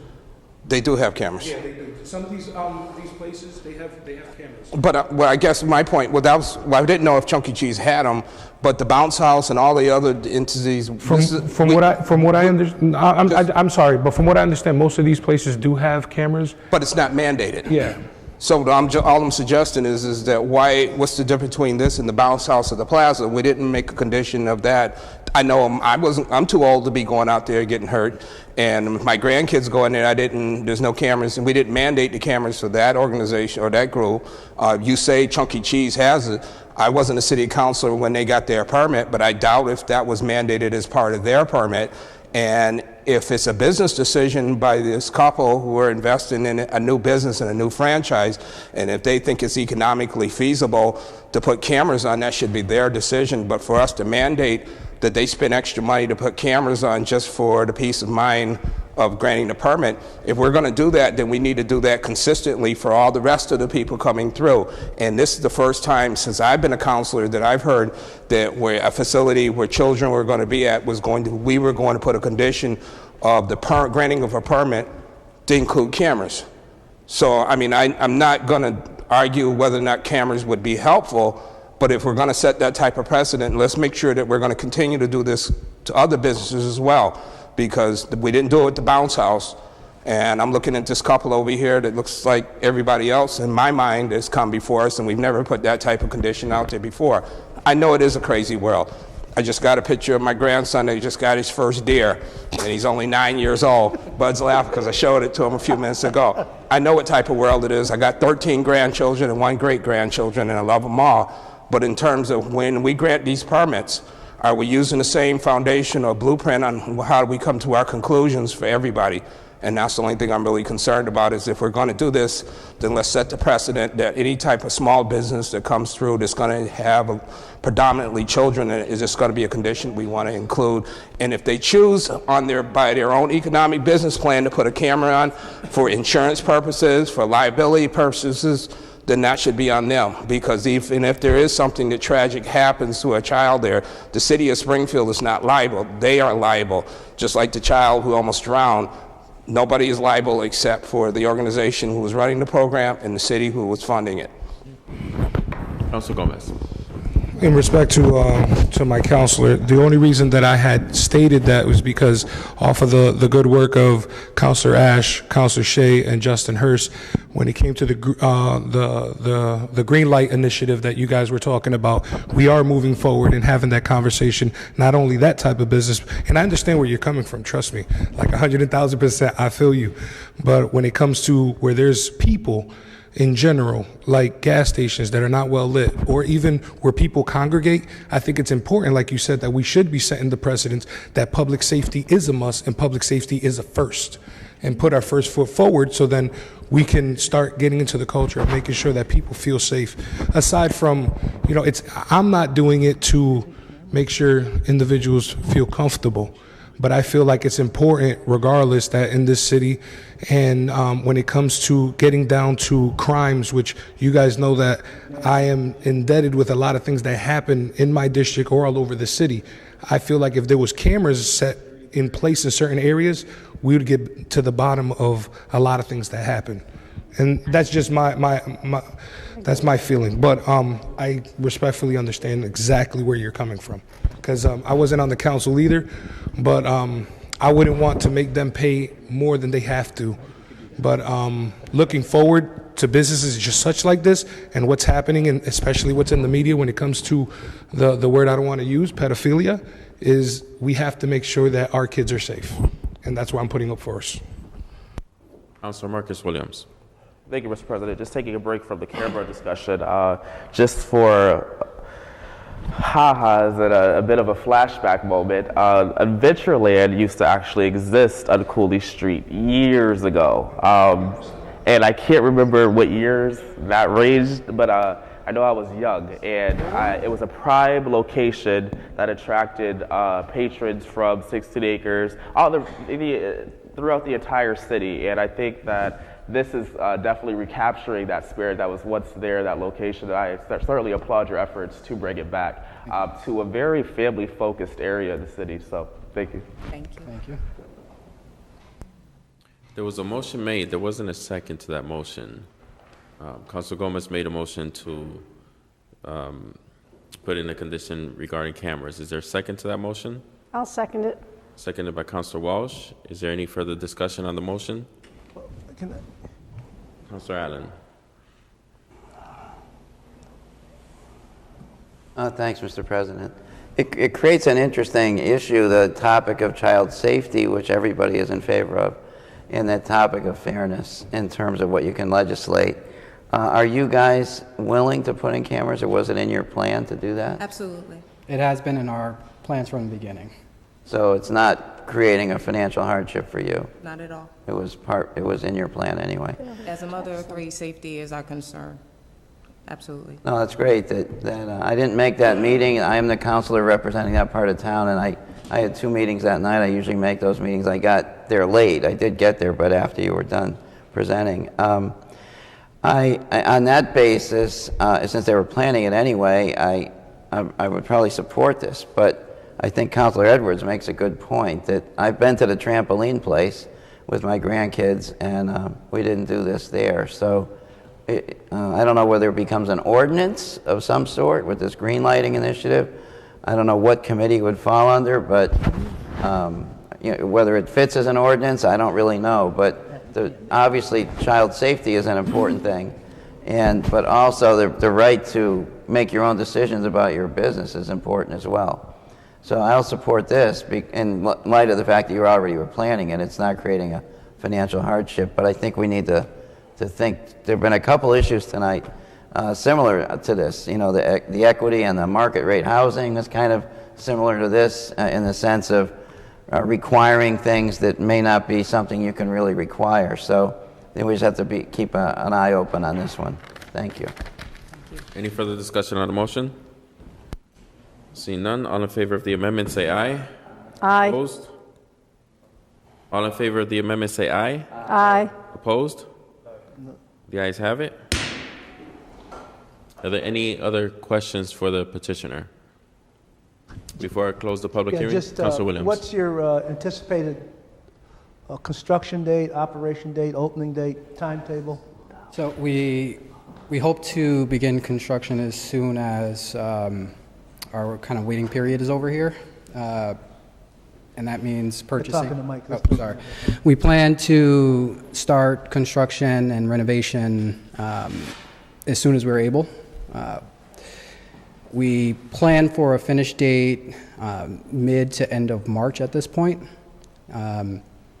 And we don't have a date set in stone. We're still working through the details, but working with the franchise, it's a little more difficult than originally anticipated. But that's when we expect them to have come out, certified all of our employees in terms of training and certification. And throughout that process, they have to actually certify that we're eligible to open. And how many workers to start out? We anticipate the 10 to start out. Yeah, fantastic. Again, I want to thank Walter, you and Mary Dion for working with this young couple, as Councilor Gomez and Councilor Edwards said. Fantastic. Good entrepreneurship spirit, and best of luck to you. Thank you. Any final questions for the petitioner? Before I close the public hearing, are there any final questions for the petitioner? Seeing none, I will now close the public hearing. Any final comments, motions, and/or amendments? Seeing none, roll call, Mr. Clerk, as amended. On approving the amended special permit, Councilor Edwards. Yes. Yes, Councilor Allen. Yes. Yes, Councilor Rook. Yes. Yes, Councilor Gomez. Yes. Yes, Councilor Walsh. Yes. Yes, Councilor Marcus Williams. Yes. Yes, Councilor Ash. Yes, Councilor Twiggs. Yes, Councilor Shea. Yes. Yes, Councilor Fenton. Yes. Yes, Councilor Hurst. Absent, Councilor Bud Williams. Yes. Yes, Councilor Ramos. Yes, more than sufficient. Special permit is approved. On the reasons? The specific site is an appropriate location for such a use, structure, or condition. The use as developed will not adversely affect the neighborhood. Adequate and appropriate facilities will be provided for the proper operation of the proposed use. To incorporate the planning staff analysis into decision as the basis of findings. All in favor of the reasons say aye. Aye. Opposed? The ayes have it. I could be wrong. Final item of the evening. The last item is a request for a special permit to allow for the installation of wireless telecommunication facilities at the property known as 375 Pasco Road. This item was before the council at its October hearings meeting. Before I open this public hearing, as a courtesy to the petitioner, I'm going to allow Phil Dromey to address the council. There are some concerns from the planning board, and so I thought it would be appropriate to hear from Phil before we open up the public hearing. Oh, for food. Yeah, yeah.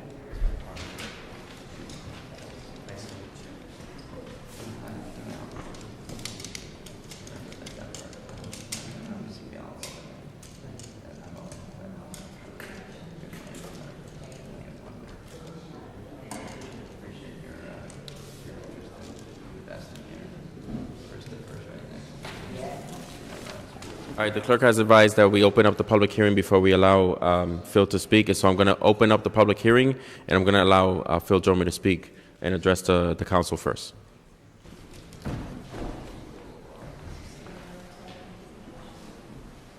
Well, just a quick rundown. Obviously, this Attorney Briganti is here for a cell tower located at 375 Pasco Road, which is the Rick's Auto Body. They were here, I think, a month or so ago with a design which I call kind of the standard cell tower, which tends to have the antennas that you can visually see. At that point, I had recommended to the council that it be continued, and they come back with what's called a stealth design, which limits the visual impacts that these towers have. That's kind of my main concern with cell towers throughout the city. Is what visual impact. There's some, and we just approved one off of Tiffany Street, which is in the middle of the woods, and at that point, can't be seen by anybody. Not really worried about what it looks like. But when these towers are clearly visible, and in this case, although it's located in an area that is industrial, Glenmore Street, which abuts this property, is a residential street, again zoned industrial, but had houses built on it. And from the documentation submitted by the petitioner, the tower is going to be clearly seen by those residential abutters. So I originally, in my original review, had requested that they do a flagpole style tower, which we've seen a couple of examples, one over on Tapley Street, or St. James Avenue, right on the corner of Tapley Street, where you don't see the antennas at all. It just looks like a large flagpole, and actually at one point there was a flag on it, so it actually looked pretty nice. But the petitioner had indicated to me, and I'm certainly not an RF, a radio frequency engineer, indicated that is not a style that would work at this location. I also offered the suggestion that the tower be moved closer to Pasco Road, which would have moved it away from the residential abutters, but again, was indicated through an email from the owner of the property that would not work either. So Attorney Briganti had submitted a revised plan, which I was under the original impression that it was going to be a flush-mounted design, which again just means that the antennas would be closer to the pole, and that's what I thought we were getting. But when I reviewed the pictures with the revised plans, I don't truly believe that we are getting a flush-mounted design. I think the antennas have been moved in a little bit, but to me, if I look at the plans that were submitted, which you guys have copies of, it does not look like a flush-mounted pole. And again, my concern is, as it will continue to be, is what's the impact? What do these cell towers have? The visual impact. And my suggestion here is, if you're, can a flush-mounted pole be designed for this? I don't know, but that's what I had originally thought we were getting. But I just don't, from the photo simulations and comparing those to the plans, I just don't see that's what we're getting. So that continues to be my concern, that we look for a design of a tower that is appropriate in this particular location. Name and address for the record, please. Attorney Simon Briganti of O'Connell, Atmore, and Morris, attorneys at law. My practice is at 280 Trumbull Street in Hartford and also locally at 71 Park Avenue in West Springfield. I'm representing T-Mobile Northeast USA, and with me I've got David Walsh, who is the individual working with T-Mobile on site design and selection, and he's also specifically here to address some of Mr. Dromey's concerns. And I've also got Ryan Monte de Ramos, who is our radio frequency engineer, and he's additionally going to address some of the issues that have arisen, or some of the questions that came up. Respective of the time limit that I know I've done a number of these in front of you, and what I'd like to do is take just a couple of minutes to explain the site. If this board is sufficiently positioned, I could move it if this would help. Is this, through the chair, is this okay, or should I move this? Can Up everybody front? see that from there? Is everybody okay with that? Up front? Okay. So, again, I want to take a couple of minutes to explain the site, even though I know Rick's has been a long-term or a long-time business within the city, and that we can explain, or you're familiar enough with them to understand the facility. And then I'm just going to go very, very briefly for a couple minutes through the site selection process, because one of the requirements in the in your ordinance is that we do a due diligence to determine, once there is a need, to determine the best way to fill that need. A couple minutes on the facilities within the area to which this is going to connect to beef up the existing cellular facility, and as very few minutes as humanly possible to talk about the technical aspect of it, because that's where our engineer comes in, and we have provided, a pretty thorough technical description of the need and how we're meeting that need. And lastly, I do want to focus much of the attention on the design of the facility, because some of the material that was submitted to Mr. Dromey and consequently to the council here may look a little bit equivocal as to what the design is going to be, but David here is going to be able to explain specifically what the differences are between a standard antenna array and what we're looking to propose. And in addition to that, what we'd like to emphasize is, I believe there may be a proposed condition discussed that if this tower were to be approved, this facility were to be approved, that T-Mobile would work with the planning department to present an actual plan of the antennas themselves to show what could be acceptable to the planning department. That would be detailed prior to requesting a building permit. So the first thing I wanted to do was talk again very, very briefly about the need for the facility. Right now, T-Mobile has a lack of coverage and capacity in Springfield in certain areas, particularly in this case the area bounded by Berkshire Avenue to the west, Berkshire Street on the north, Oak Street and Pasco Road on the east, Boston Road and Bay Street on the south. So what we've looked at is this: we have identified that industrial area along Pasco Road to address the lack of coverage.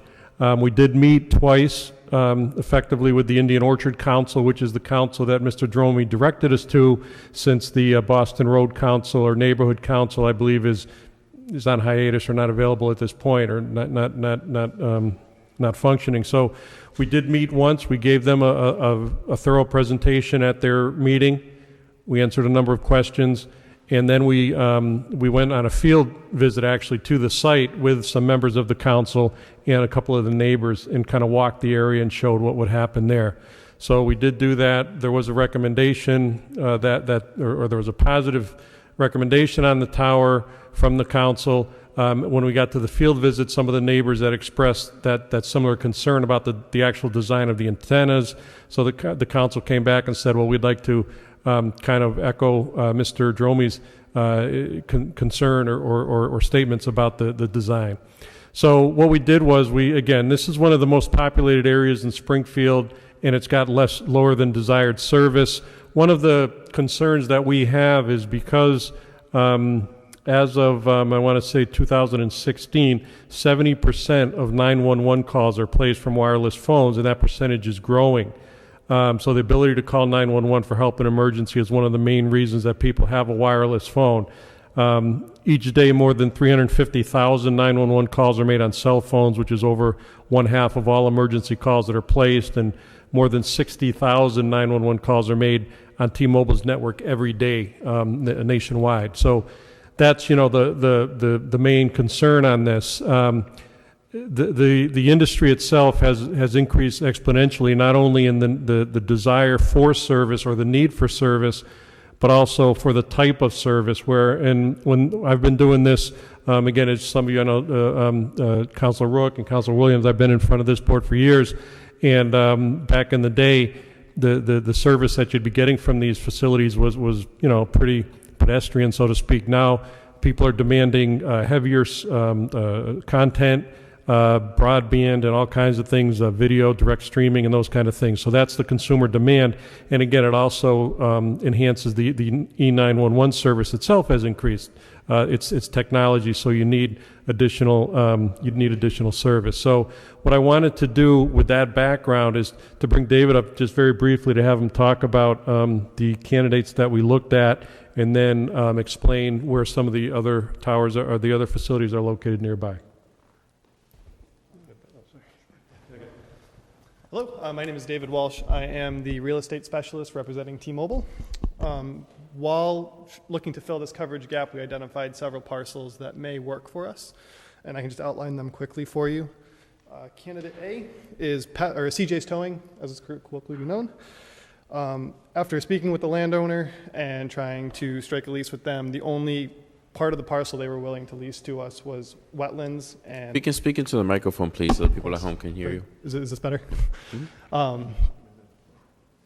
The landlord was only willing to lease us a portion that was in a wetland area and would not meet any setbacks from the adjacent roads. It wasn't really a viable construction site. We also looked at Split Finger LLC, otherwise known as PSG Plumbing Supply. After several attempts to get in touch with the landlord, I was unable to, and our negotiation stopped there. Also looked at the Walmart rooftop, it's candidate C. That site with the rooftops too low to propagate signal into the coverage area, and it was rejected by RF engineers. Candidate D is the Carpetland store at 1340 Boston Road. Another rooftop site was also too low to really propagate into the area we needed to cover.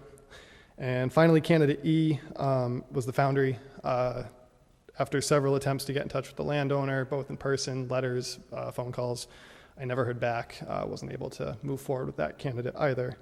Rick's Auto Body did respond. They are within the coverage area, and they were interested in signing with us, so that's how we landed there.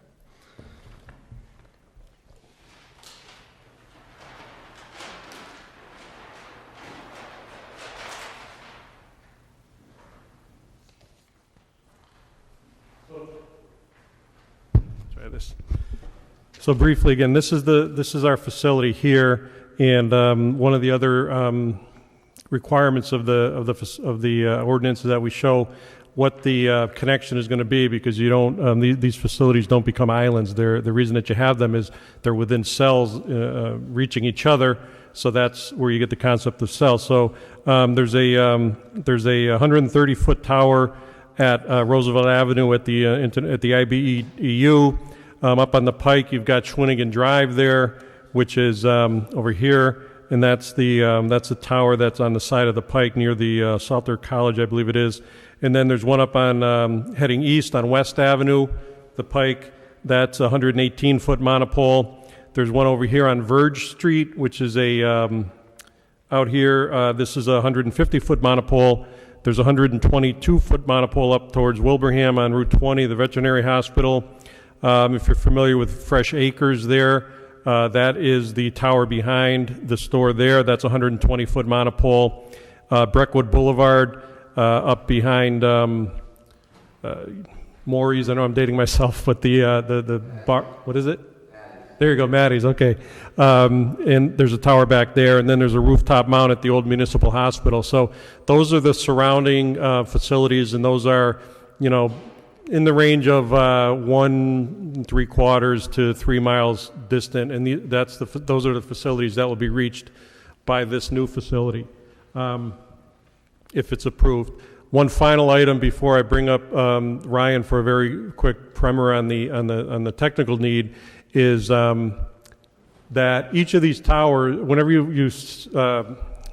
you apply for a facility, you have to go through a number of applications in addition to what we're doing here.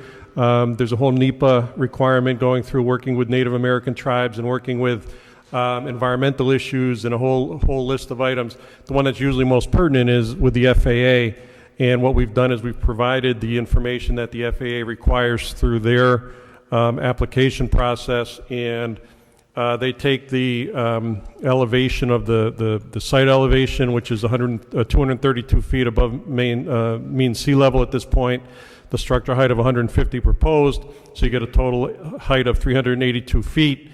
And what they've done is they've determined that the ceiling is basically 499 feet in that area, meaning that if the tower were higher, the combined above sea level and height of the structure were over 499 feet, you would have some issues with potential obstructions with aircraft and things. So when they give you the okay here from the FAA, that means that there's no requirement of lighting on top, there's no requirement of painting or striping or anything like that. So this tower has been reviewed by the FAA and has been found to be acceptable at the height proposed.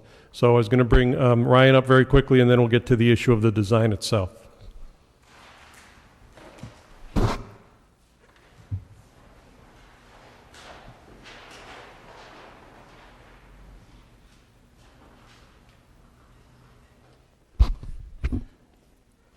Good evening, members of the City Council. My name is Ryan Monted Ramos. I'm the radio frequency engineer representing T-Mobile.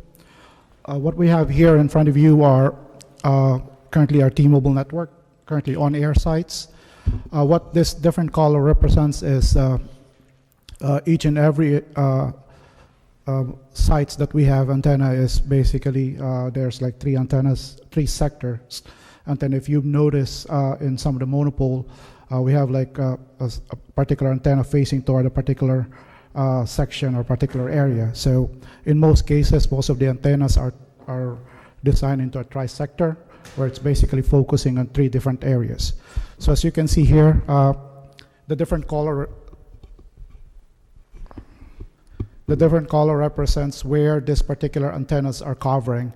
So in this case, this particular site here, for CW 1164, that's basically a 150 feet monopole.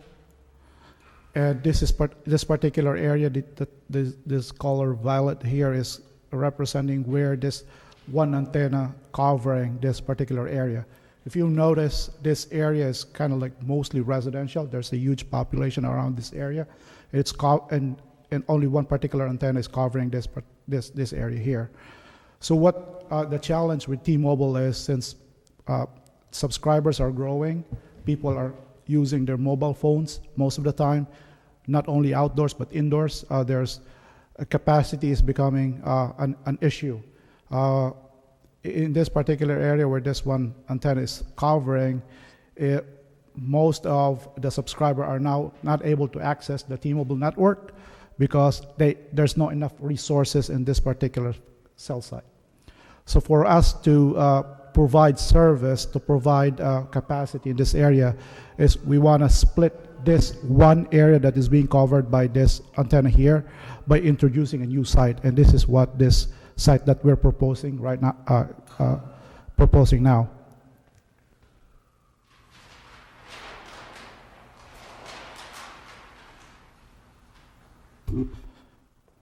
So with the introduction of this new site, we simulated through computer simulation how much area this particular site will be able to cover. What we're actually proposing is, instead of just a tri-sector site, we're proposing a 4-sector site, which basically covers 4 quadrants of the area. By introducing this site in this area, it will be able to resolve the capacity issue. More T-Mobile subscriber will be able to use their phone with higher throughput, higher capacity. They can use it as if you can watch movies, or in some cases be able to use their mobile phone as a computer nowadays, or tablets, I would say. So this particular four sector, this proposed site will be able to cover four sector, which is represented by these different colors here. In this particular area, sector alpha will be able to cover this area here. Sector beta will be able to cover this area here. Sector gamma will be able to cover here, and sector delta. Having four sector in the site will give this particular area more capacity for existing T-Mobile and future T-Mobile subscriber.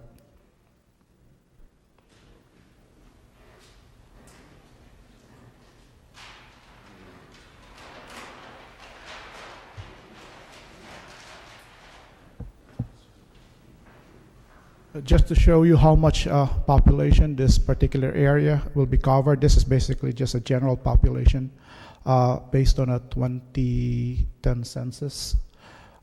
With this particular site within this area, this will be able to provide service in building coverage around 5,824 residents that living within this area. So, including not only in building subscribers, it will also provide in-vehicle coverage for cars that are traveling within these major roads over here.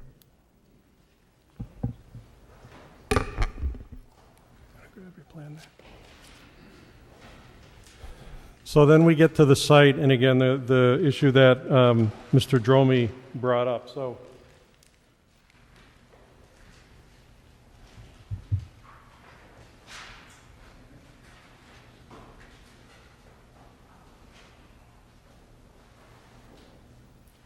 again, so just briefly, this is Pasco Road. This is the existing building where Rick's Auto Body is. The site is tucked over here in the corner. Got the railroad tracks in the back, and then it dips down to the properties in the rear. And then you've got, as was stated, Glenmore Street coming down this way. And then you're here. You've got Loon Pond in front.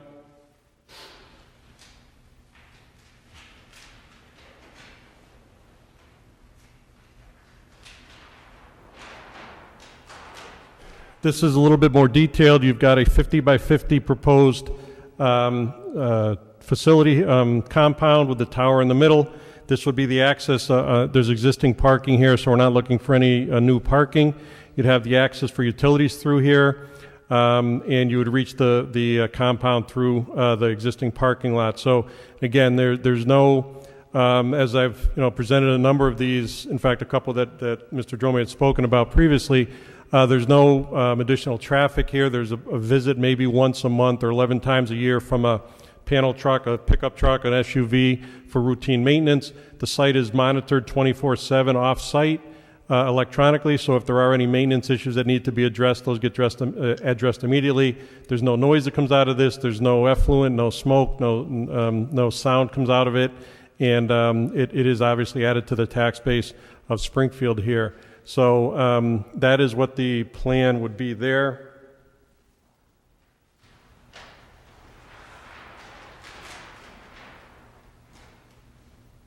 This one just kind of emphasizes the existing zoning. You're at a business A here. This is all industrial back here, including where Glenmore Street is, the residential uses within the industrial zone.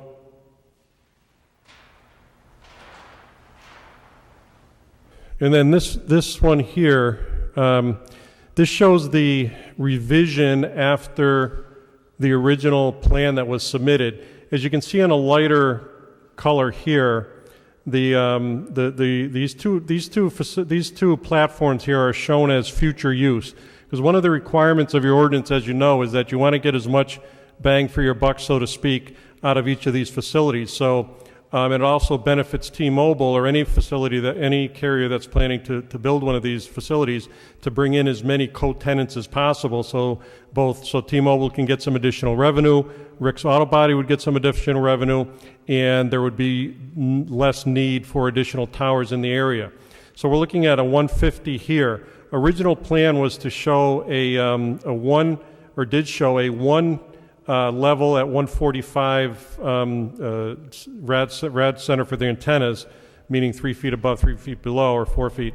What we did here, because these antennas were brought closer to the tower, the necessity was to take the next level down as well, because that gives you those antennas plus the antennas down give you the same technical ability to present a signal as we did on the original with the use of just one antenna there. Now I'm going to have in a minute David explain the difference. Even though it doesn't look that draconian here on this plan, there is quite a bit of difference between the original plan and what we're proposing here. But the thing I wanted to talk about initially was, as Mr. Dromey, I was the one that developed the Flagpole facility that's out behind, we had mentioned off of Tapley Street, kind of across from the DPW yard. I'd also permitted the Flagpole behind on Tiffany Street there, the one that the Elks Club has one in the rear there. So I'd been involved in those, and that was some years ago. And at that point, you did have that technology to build these flagpoles. What's happening now is that because the fact that these antennas, like when you had your first cell phones, they were kind of the simple phones. Now you've got smartphones. There's also this concept now of smart antennas, where the antennas themselves do a lot more work than they did previously. So therefore what happens is that, for instance, the lack of air circulation for active equipment inside the flagpole is an issue now, because the electronic equipment within the flagpole produces a sufficient amount of heat that causes the equipment to heat up above the limits until they fail. Then you get the site to shut down. The covers for the antennas, which is often fiberglass or radio frequency material, permeable material, are often made thicker to maintain the structural integrity of the flagpole, especially if it's going to be more than 100 feet. So there you get that tension between being able to transmit through the flagpole and not. The antenna orientations within are limited, and then as is the antenna equipment and configuration. So one of the items that's required with your ordinance is co-location. And again, so it's more difficult to bring more facilities within a flagpole, especially even in the old days, than it is to bring exterior antennas. So our last point here is going to be Dave explaining the difference between what was proposed previously and what we're looking at this point. Well, because we're out of time, what I'm going to do is I'm going to ask for the opposition to step forward, and then I'm going to give you a 5-minute rebuttal. And so is there anyone who would like to speak in opposition? Please step forward. Say again, is there anyone who would like to speak in opposition? Please step forward.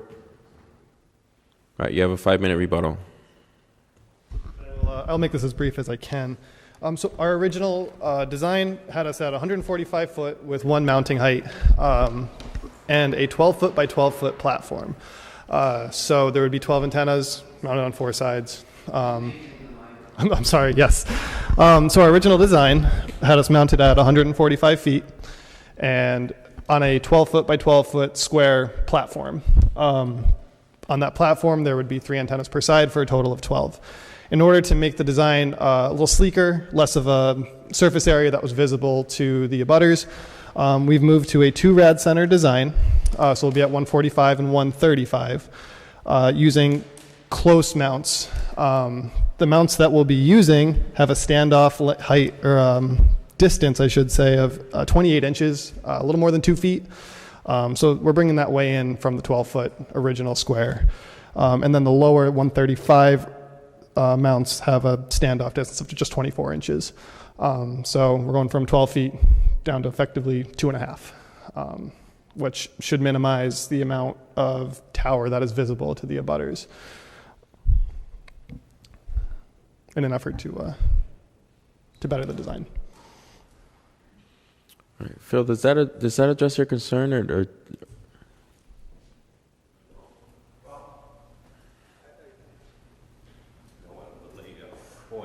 I guess, I mean, it comes down to me that this isn't, when I see, and I did research some flush-mounted antennas, flush-mounted is flush-mounted. This is brought in, but to me it's not a flush-mounted antenna. So I'm not sure, I heard we can't have a flagpole. I'm not sure I heard a reason why the antennas can't be true flush-mounted, which really limits what you see as you're driving by an antenna. So that's my ultimate question is, if you're telling me it was flush-mounted, give me a flush-mounted. That's not a flush-mounted antenna. They're brought in, but I would argue that that's not a flush-mounted antenna. So I still would like a reasoning as why that can't be done. Because I do think this still has an impact to the residential abutters, and that's my main concern here, is this is going to be clearly visible, as can be seen by the photo simulations of the folks on Glenmore Street. Could I address through the chair? Okay. Again, we are bringing it down, as David said. And some of it, when we did the photo simulations, that's essentially what they are, is simulations. They do show that it is the antennas are brought in closer to the tower. Again, from what David had said, you had a 12-foot square platform, and now you've got these antennas less than 2 feet off of the tower. So there is a substantial, that brings it down by, I mean, I tell people I couldn't do anything but be a lawyer. I don't know math, but it brings it down, what, by 2/3 or something? I mean, that's essentially what you're looking at is a reduction in the silhouette. And I don't want to get into the semantics of what's a flush mount in the industry and what's not a flush mount, but we're willing to do that with Mr. Dromey. If this were to get approved as a facility, again, what we'd like to do is sit down with him. We could bring our architectural engineering people in. We could bring our construction people in and sit down and, with some photos of some actual facilities where these antennas are mounted, what the differences is, and those kind of things. And that's all an investment that we're willing to make in making sure that the city, through Mr. Dromey and his staff, are satisfied with the plan that we'd like to do for the antennas themselves before there's a building permit issued. And that's something that, again, we'd like to make that a condition. I know Mr. Dromey has suggested that already, but we'd be willing to do that. So before a building permit issued, we would be able to, we hope, come to an agreement with, again, some actual information of what's out there in the past, because what we're showing here, there is a significant difference, but sometimes it's hard to see from the zoning drawings themselves. The petitioner has suggested an additional condition. Would anyone like to make that in the form of a motion? Motion made by Councilor Rook, seconded by Councilor Walsh. All in favor of the motion say aye. Aye.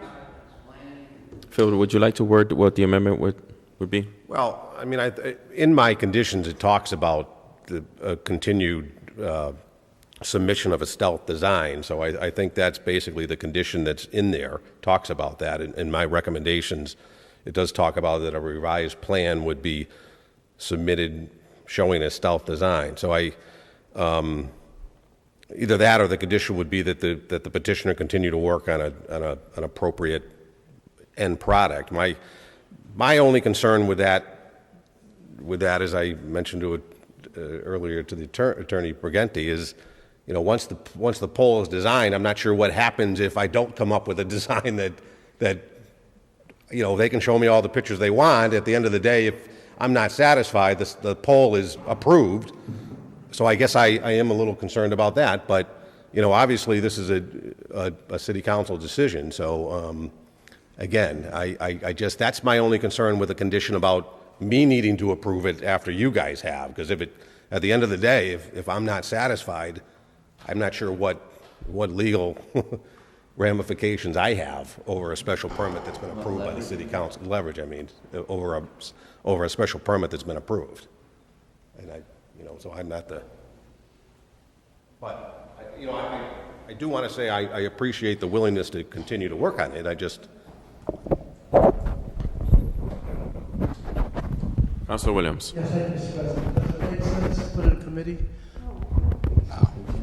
I mean, if you want to pass your path, but Phil Dromey is saying he's not comfortable. And once they get the green light, it's designed, he has no recourse. I mean, my recommendation to the council was to continue, but that's up to.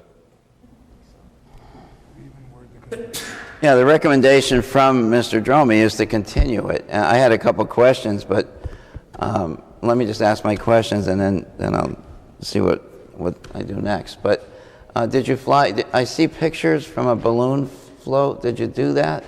Yes, we did. Were they simulated pictures, or I couldn't tell? It said it had several different pictures where it said, it wasn't visible from this location, wasn't visible from that location. But you keep saying how it is pretty visible from Glenmore Street. Yes. Sorry.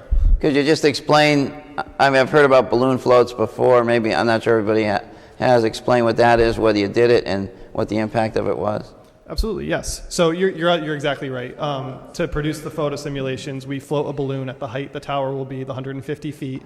The people that do our photo sims will go around to certain areas, take photos of that balloon, and then they can Photoshop in a representation of that tower.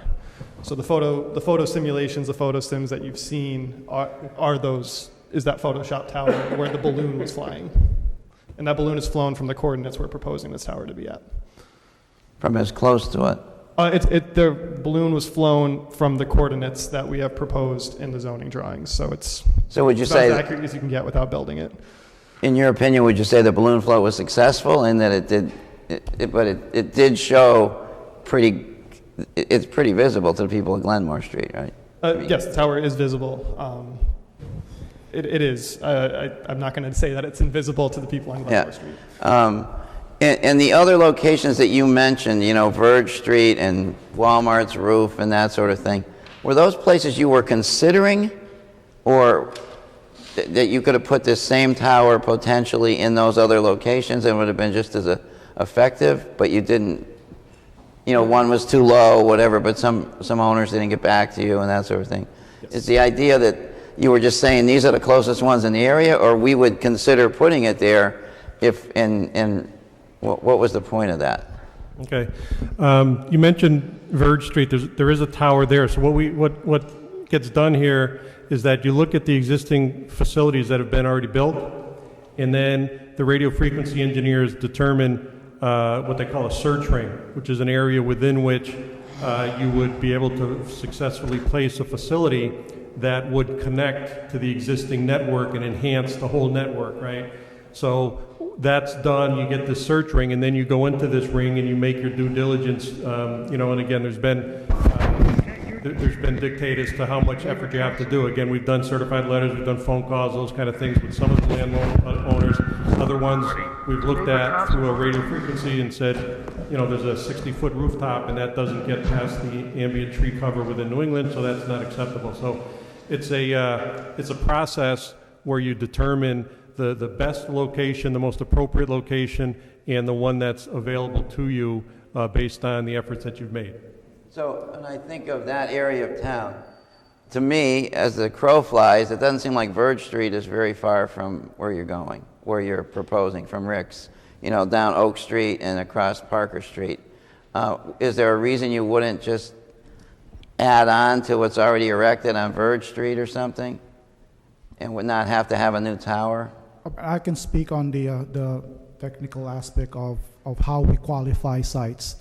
We usually provide guidance to the site acquisition by giving the search ring, like what we intend to solve as far as like what I showed you earlier, an area that we need to resolve the congestion. That particular area is given the directive now. In some cases, the dot that we provide or the search ring that we provide is not exactly where we can find a candidate. So we looked into possible on the first instruction that we provide or direction that we provide is look for existing structures. This is easiest for us to deploy. It's cost effective in a way. And then he will look into existing structure like rooftops, steeples, building, and then we the site acquisition provide those information, providing us the latitude, longitude, and also what is the applicable rad center. You run the simulation on all those candidates, and a computer-generated simulation. What the simulation contains is the terrain profile of the area, how much trees in the areas are covering, the buildings surrounding it, and where the populations are. So are you basically saying that you tried it, it would be better than what you currently have, but not as good as this new tower? Well, we usually qualify it based on what we call as a ranking. So we rank the candidate based on the most preferred and the least preferred. In some cases where we totally have to reject a candidate, let's say a candidate is like 60 feet, which is not able to provide coverage, or it's on a low terrain, it's not covering the objective. In some cases we have to reject a candidate. in some of the areas that we provide guidance in terms of the most preferred, he looked into that candidate. If there's a willing landlord, then he will go for it. Then if not, then he goes to the least preferred, so on and so forth. To answer your specific question, just briefly, if any of the sites existing, such as Verge Street or out on Shawanigan up by the Turnpike, if any of those existing facilities would give us the ability to cover the area that is currently deficient, where we have a gap in coverage, that would be done, because that's obviously an easier process, especially under 6409. Now you can do that in some instances without necessarily municipal approval, but in this case, those facilities there, you could go higher, put in different antennas. It still wouldn't give you the coverage that is lacking here. So an existing facility would be the first one. I mean, carriers don't like to be in the business of building towers. We like to be providing service, but the last the last thing you do is you build your own tower, and then you bring in other carriers like AT&T and Sprint and Verizon to enhance their service as well, which again helps the public in that area. So if any of these other facilities could be tweaked somehow or increased to get our objective, it would be done. Well, I mean, you guys are given a ton of information, and I appreciate that. But we have our planning director here who's saying he's not quite satisfied yet. And I don't know if the next, and he and his team have recommended to continue this. My thoughts are, once you put up a tower, man, it's hard to take it down. And if there's this flush design that he's talking about, if it seems to me the logical thing to be would be, before we approve this and it's done, would be to continue it as he's recommended and have you guys sit down with him and whomever else and see if you can come up to some conclusion as to some compromise solution where we don't vote on it tonight, have it pass, have it fail, but continue it to another hearing. I'm concerned about the visibility and about real estate values, and I'm just concerned that there may be a better design that we haven't fully, and I know you explained it to me, I didn't get everything you said, but if you sat down with Phil, I think it would be beneficial. So I would make a motion to continue this. Could I address Mr. President? Councilor Rook. Thanks.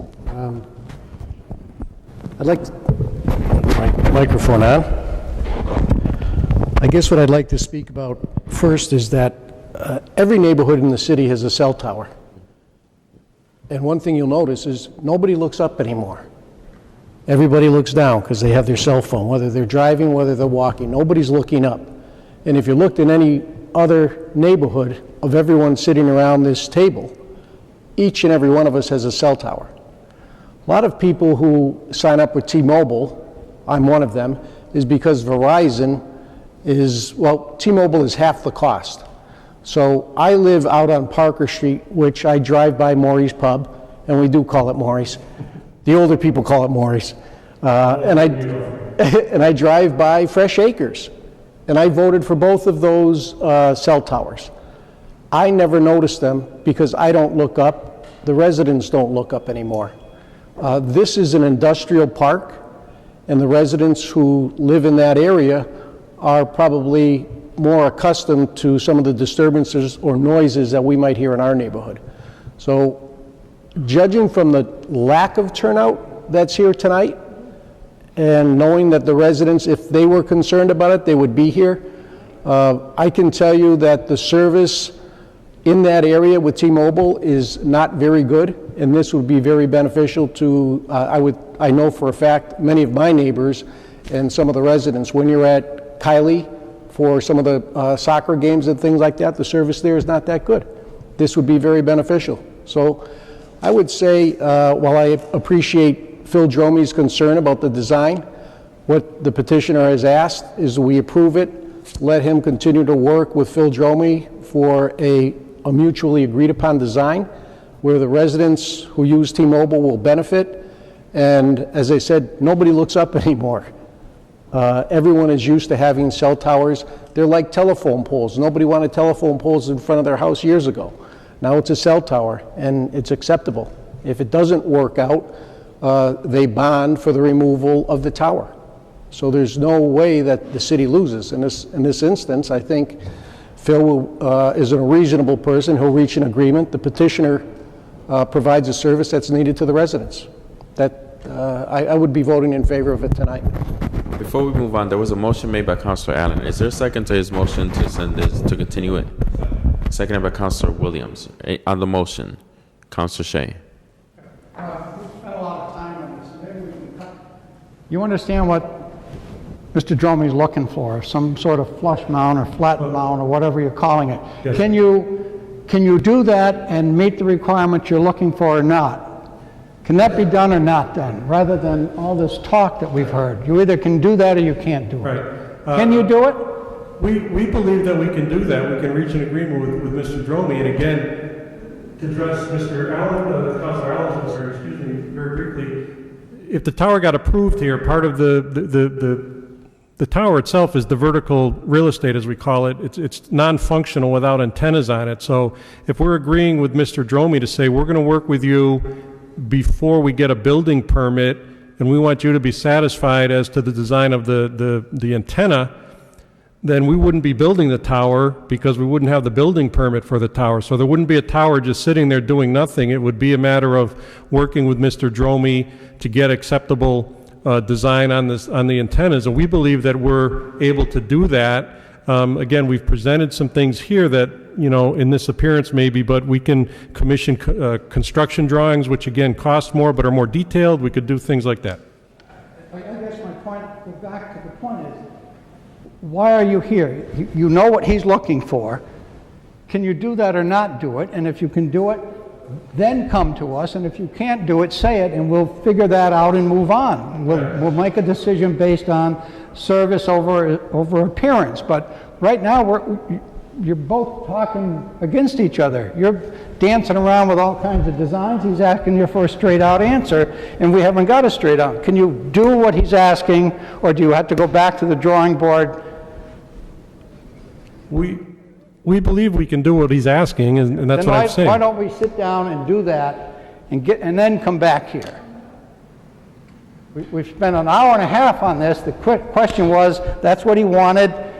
Tell us you can do it or you can't do it. So I think that's the way we ought to go. Councilor Williams on the motion. Just very briefly, to echo both Councilor Allen and Councilor Shea's point, if we recall some time ago, the issue of a cell tower came up before the 16-acre Civic Association, and there was actually a lawsuit filed based on the premise that residents were not happy that their view was obstructed, essentially. So the notion, just to respect Councilor Rook's point, the notion that people don't look up anymore, I think, is a little loose in the sense that people still see and are obstructed by a figure of that size. So I would second the motion to send this to committee for further deliberations with Phil so that a consensus can be made and then have him come back for a final vote. Anyone else on the motion? All in favor of sending it to committee, say aye. Aye. Opposed? No. Aye. Chair is in doubt. Roll call. Roll call. It's not committee, it's continuing. Continuance. On the motion to continue this item to the next city council meeting, 7. Councilor Edwards. A yes vote sends the item, continues the item to the next hearings meeting. A no vote keeps it before the body. Councilor Edwards. Mr. Clerk, could you 1 second. explain We're that gonna. again? Second Monday of December, set the 13th, I think, or 11th or something. 11th. December 11th. Thank you. Mr. Clerk, could you explain that again? The yes vote? A yes vote will send this item to the next city council hearings meeting, which is December 11th. A no vote will keep the item before the body for further deliberation. Councilor Edwards. No. No. Councilor Allen. A yes vote continues it? A yes vote continues the matter. Yes. Councilor Rook. No. Councilor Gomez. No. No. Councilor Walsh. No. No. Councilor Marcus Williams. Yes. Yes. Councilor Ash. No. Councilor Twiggs. No. Councilor Shea. Yes. Yes. Councilor Fenton. Absent Councilor Hurst. Absent Councilor Bud Williams. Yes. Councilor Ramos. Yes. Not sufficient. Motion fails. Would make a Councilor Rook. motion to approve the petition with the conditions as suggested. There was a motion earlier made by Councilor Rook that was never clarified. And so if you want to make a motion to clarify the amendment, we can vote on that. Mr. President, I don't believe I made a motion. That might have been Councilor Allen.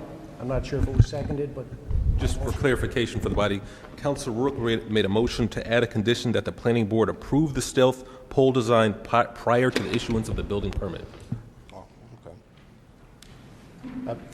that's in the original conditions. It's item number 2, I think. You made the motion. There is a similar, I have to pull up the recommendation to read I would withdraw that motion because that's contained in the original conditions. Motion is withdrawn. So any further discussion? Any additional questions for the petitioner? Before I close the public hearing, are there any final questions for the petitioner? Seeing none, I will now close the public hearing. Are there any final comments, final motions, final amendments? I'm sorry? If there are no final comments, motions, or amendments, we will take a roll call. On approving the petition, special permit, Councilor Edwards. Yes. Yes, Councilor Allen. No, Councilor Rook. Yes. Yes, Councilor Gomez. Yes. Yes, Councilor Walsh. Yes. Yes, Councilor Marcus Williams. No. No, Councilor Ash. Yes, Councilor Twigs.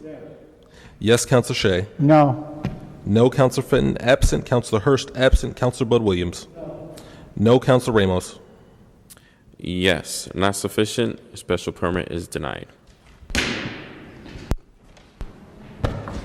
Is there any further business before the council? I have no further business before the body. All right, we will remain adjourned until December 4th.